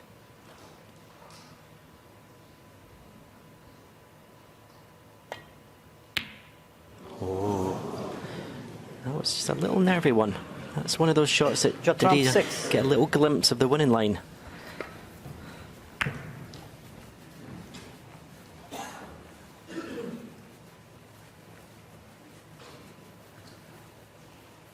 Yeah, maybe with a little bit of drag on there, and there's definitely flicked a bit of side on, which is why it missed by so much. Left John a chance here, but tricky little cut this. Maybe even more difficult with the spider. So I'm not guaranteed to knock this in.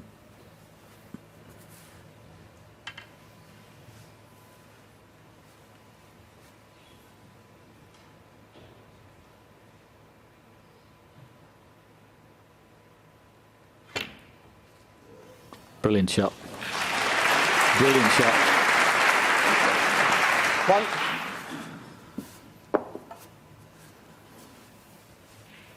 I don't know whether he's come down just a little bit too far to play a cannon into the pack. Maybe he can get into the cue ball. Blue. It'll take as long to find out.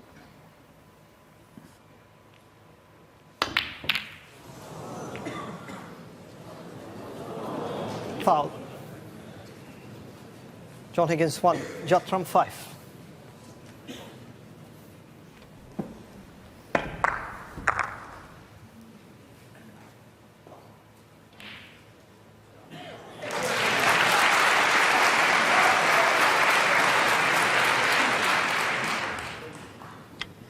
Well, at least the red went in that right corner. If it stayed over the pocket, what a chance for Judd.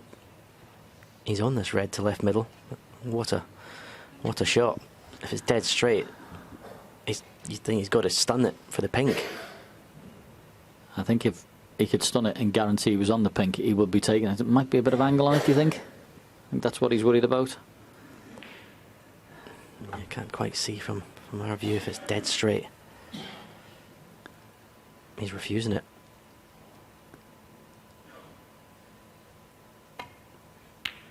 There's your answer. I can only assume he had no way of getting in a colour. It was slightly off straight. Because when it's to win the match, it's very difficult. I'd find it very difficult to refuse any sort of pot like that.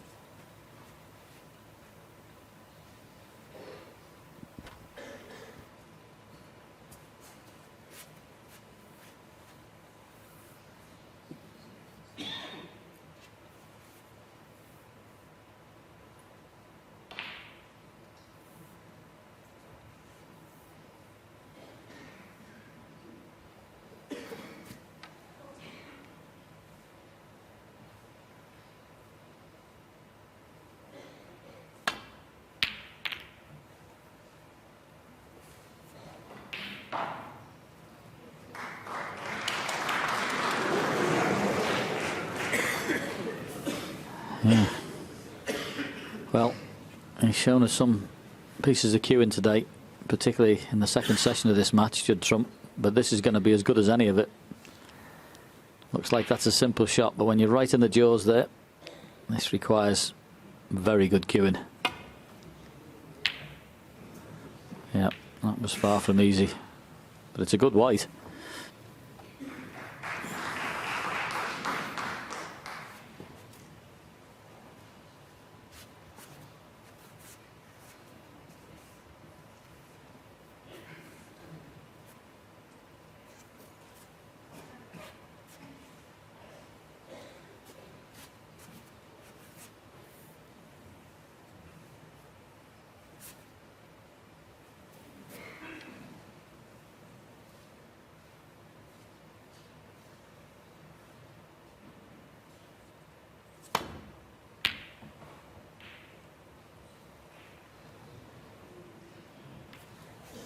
Yeah, very good.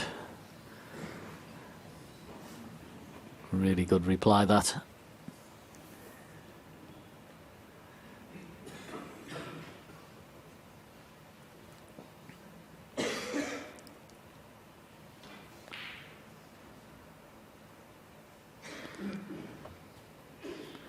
Red that's near the top cushion is a bit of a problem, really, because you can't really play off the side of the reds that are near the pink spot, because that's red there. Obviously the red and pink to the right is awkward, so anything attempted down the right hand side back to the balk area is fraught with danger. And it must be awkward where he is, because he's taken his time for sure.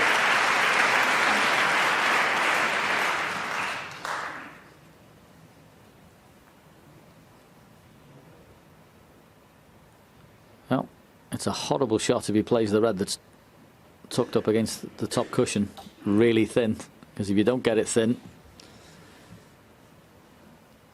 you can do the game in. But what else has he got?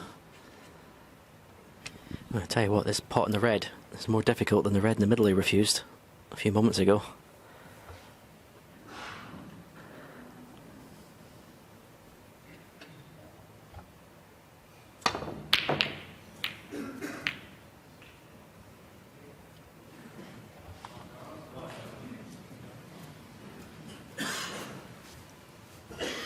Oh, bad news is he's missed the pot. The good news is, I don't see how John Higgins can easily get on a colour unless he gets right there. Well, he's just pointed his cue and he gets through the gap. But that'll be some shot.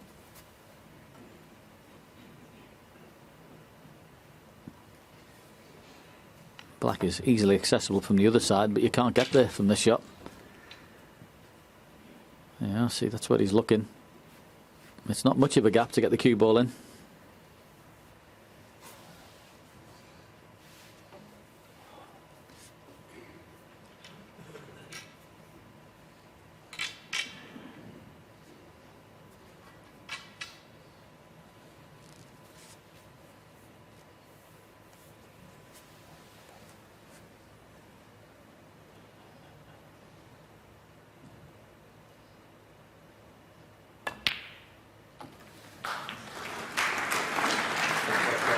Well, One.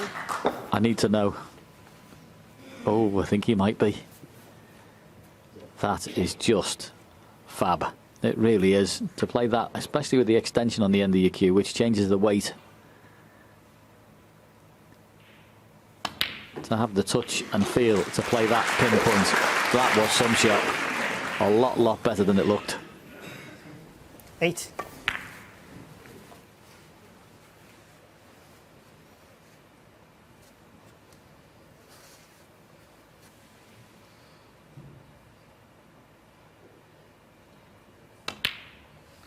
Nine.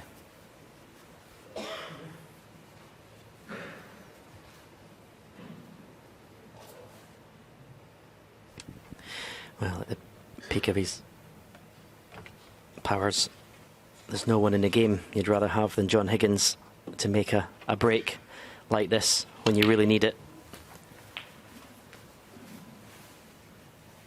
He isn't at the peak of his powers. 16. I still went back against him here. Yeah, I just wonder if Judd is slightly regretting refusing that red to left 7. middle. Okay, you can give him the benefit of doubt and say it wasn't easy at all to get nice on a colour, but when it's for match, when there's a chance to win the match, I couldn't possibly refuse it myself. Meanwhile, a little shake of the head from John. He had to bridge over the pink. It should be a problem. But when you're in a break like this that you have to make, you want to keep things as simple as possible. That's perfect. 20. He played that lovely, didn't he? Wasn't just the pot on the green, but to make sure he stayed high on the red so he could play a nice little stun back for the black. No, he's nowhere near it, so just he'll be fine.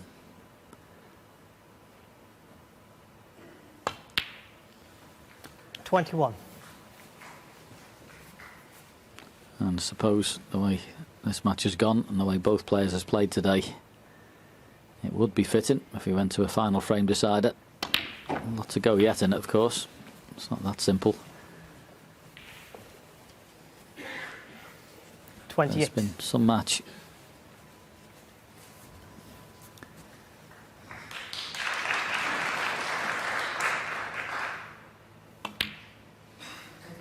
$29.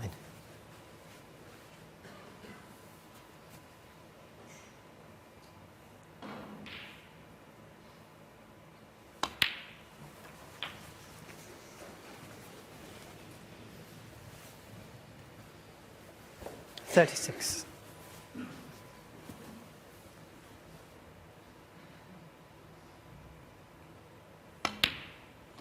$37.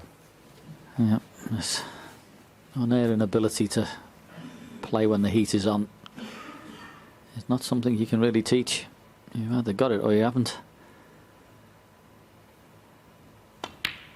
And John Higgins has got it in spades.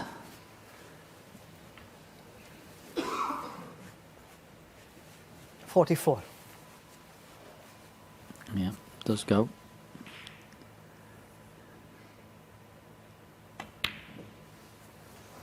$45. Yeah, I would say one of the best attributes a top player can have is to be able to control that cue ball under the biggest of pressures. And that opening shot that John Higgins played to find that gap for the black was fabulous. 52.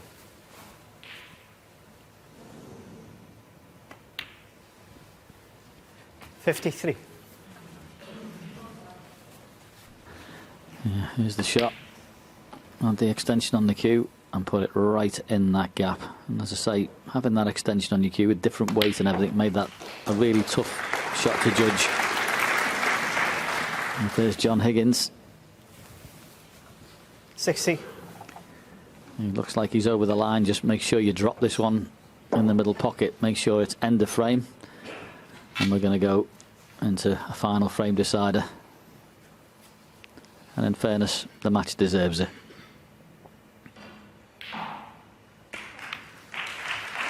$61.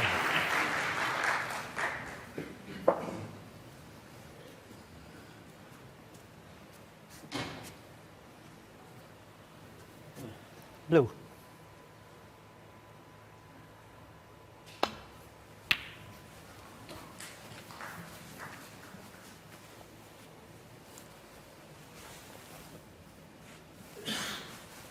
$66.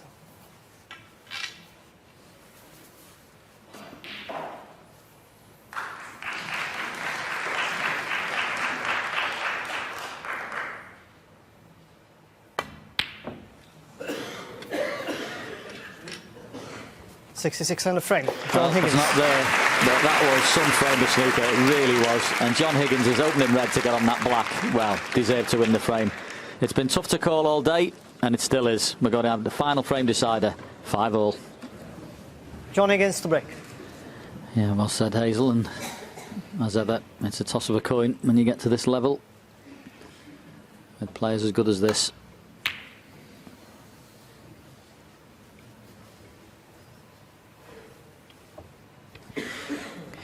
Yeah, I think one of the things, you just hope it doesn't come down to a bad run of the ball or something like that. You hope it's, I always hope the decider's won on skill and someone being brave. Maybe take on a shot that his opponent won't. First little mistake from Judd, and it's first chance to score for John Higgins. Yeah, it is a scoring chance. These really warrant some respect in these middle pockets.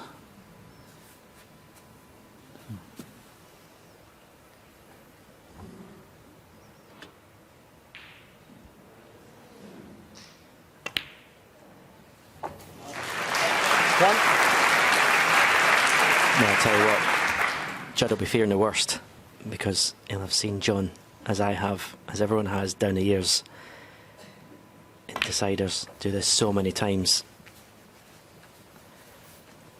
Win the frame at his first scoring attempt. 6.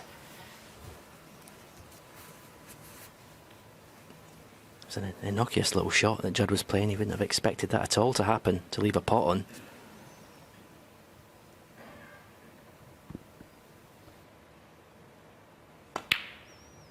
$7.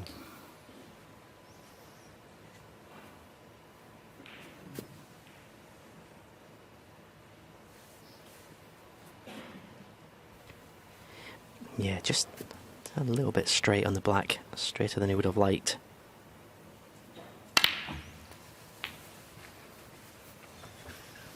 Yeah, played out into the table, guaranteeing himself a shot at the red there. 14. Wasn't going to be short. And this is what I was talking about, being brave. Did he play for the angle in the blue and smash the reds everywhere? He's not. He's playing for another black. 15.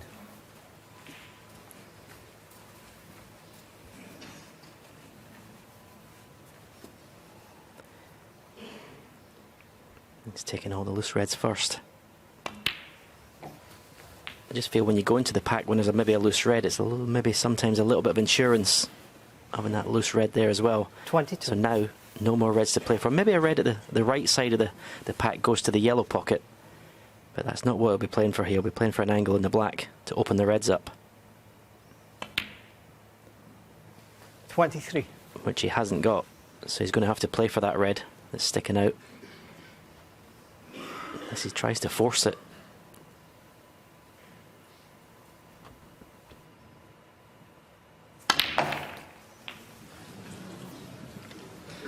Do you think he even noticed that red, John? No, maybe not.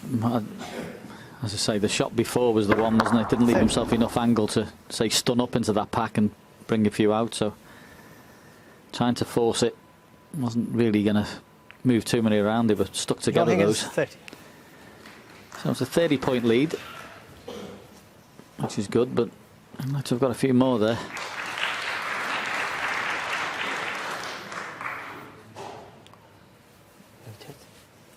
Foul. John Higgins, 4.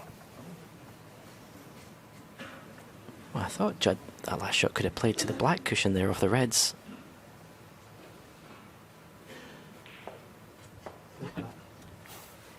This would be fun, trying to put this back. And honestly, it was so close.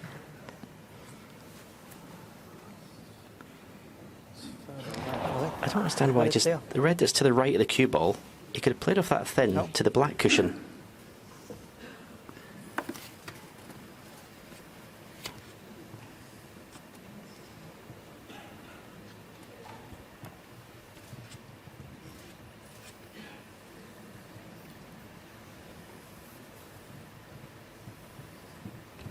Strange, with all Judd's cue power, he couldn't hit the cue ball a millimetre there. It's so close, Terry, you need to sort it out because it's millimetres. Yeah. I can't see a definitive I line. don't think it's absolutely imperative to be completely perfect. He's only going to tap the white anyway. It's not like it's going to make any difference whatsoever. Looks fine, you know, yeah. He's just got to touch the cue ball. Yeah.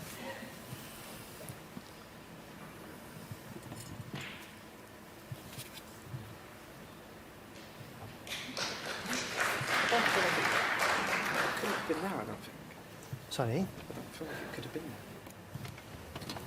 Judd's just questioning whether it is in the right place. Do you remember where the white was? Judd just asked John if he remembered where the white was, and John's got, I've got no idea. As I say, it's not massively important, but at the same time, the players want to get it right. Yeah, it's further back, isn't it? Further Yeah. back. There we go. That'll do it. Not too much wrong with that. It's millimetres you're talking about, but I realise Yeah. it's important. Yeah. Yeah, well, it is and it isn't. Just tap it in there because he's only going to play the same shot. It's such a negative shot. John would love this to be touching. Doesn't look like it is.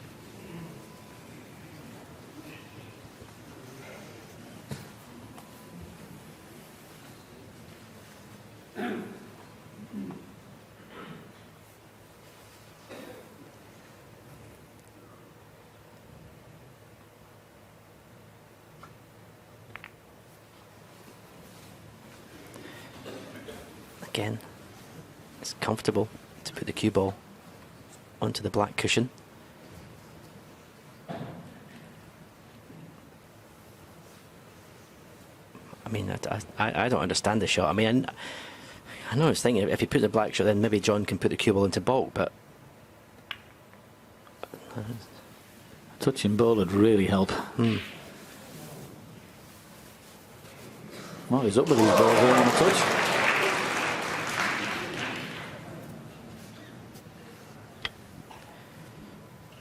John also can, well, probably need to get the spider out now to do it, so maybe he doesn't want to play that shot. Last thing John Higgins wants is to get to a stage where the referee gives the players 3 shots each. Yeah, they won't get to there. I mean, that 30 points is, well, 34-point lead is a nice lead at the minute. He's having a few fresh airs at the minute, John, and he's had 2 or 3 goes just to tap that in.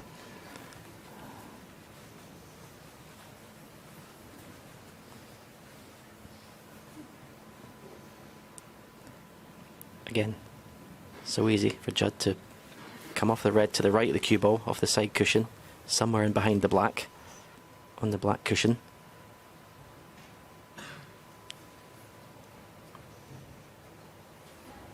For some reason, he's choosing to continue. It's touching ball, John. Yippee. You have to send the cue ball somewhere down the table, try and find a line. Well, he's looking like he's going to just drop it in there. Doesn't want to give Judd anything to look at. Wow.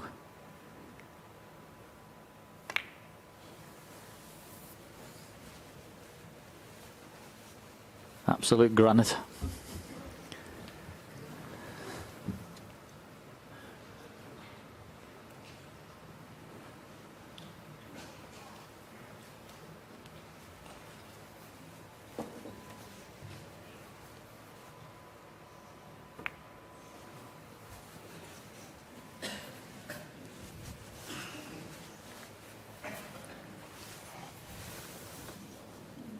Touching ball, Joe. This one.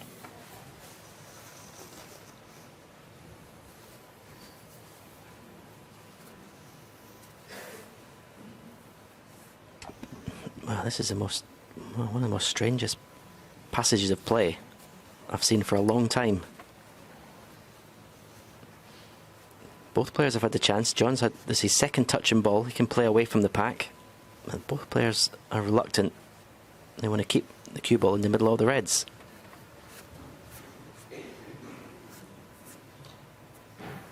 I mean, I agree now that the reds they're loose. I mean, there's more danger involved, but at the beginning there was no reds that you could have left on to pot.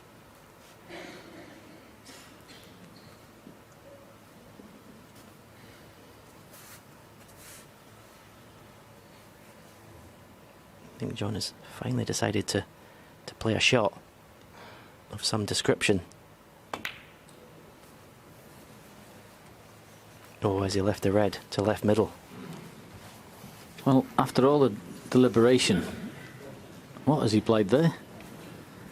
I mean, it's not easy, but we should never have been giving him a shot at the red in the middle. Tough shot, don't get me wrong, but he shouldn't have seen it.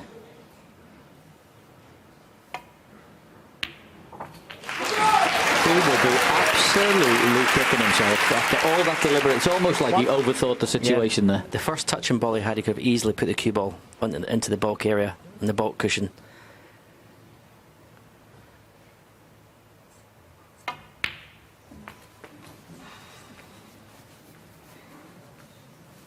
That didn't find the pocket very cleanly. Came off the jaw.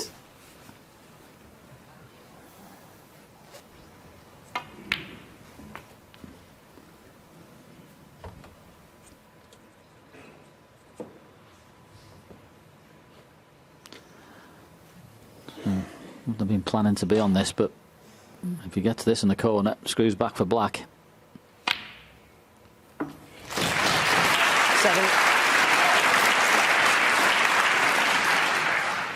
Yep, as we mentioned before, on numerous occasions, and Ken said in the studio, all you want in the final frame is your one chance. This might be it. And if John Higgins goes on to lose this frame from that safety shot, 14.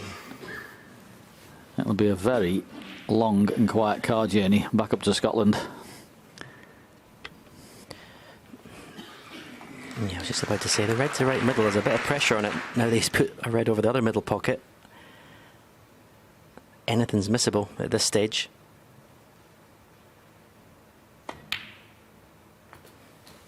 $15.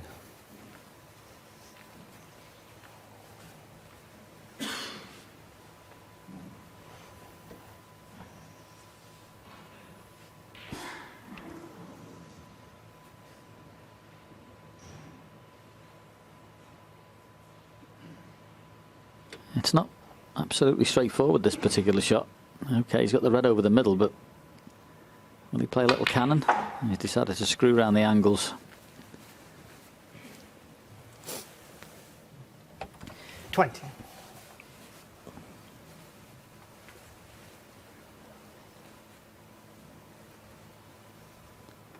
Oh, this pot, is he going to power out? And he did. 21. It's looking ominous now for John Higgins. These breaks, when the pressure's extreme, once you get past the first 3 or 4 pots, you tend to find your rhythm. Normally if a ball's going to be missed, it is in the start of the break. 26. Everything's there now for Judd Trump.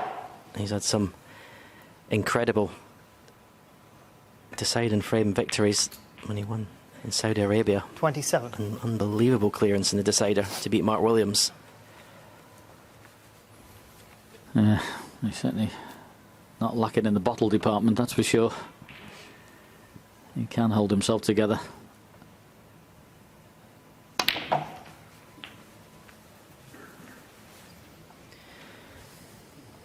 What's that little passage of play when Judd could have played other shots, kept tippy-tapping in the reds? Is that a stroke of genius to lull John into 35. just playing shots he didn't really want to play?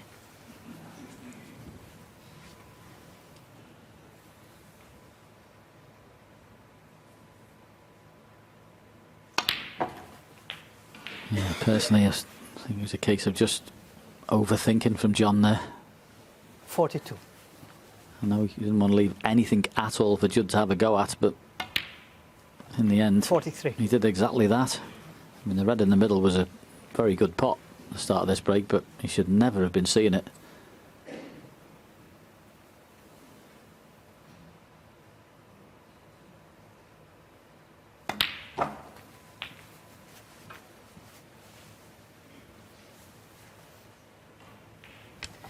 Yeah, I mentioned when John got in first that Judd would have been fearing the worst. John lost position, but the shoe's on the other foot now. As John 51. played his last shot in this UK Championship. As I say, you don't get to world number 1 without being able to produce this snooker in the highest pressure.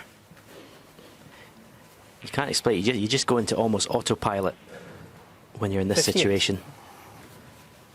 You just do it. You can't explain it, but you just do it.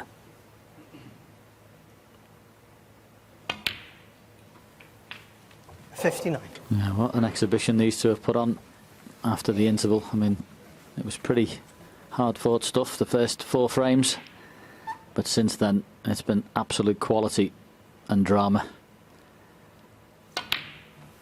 And Judd Trump is showing exactly why he is world number 1. This has been a brilliant 66. contribution from a very unexpected mistake from the master. Yeah, and all of a sudden, he's got the cue 67. ball on a string. It's because the focus is so intense. You know, just a wry smile, but I don't think it's a problem. I know he's straight in this pink, but it's not a problem.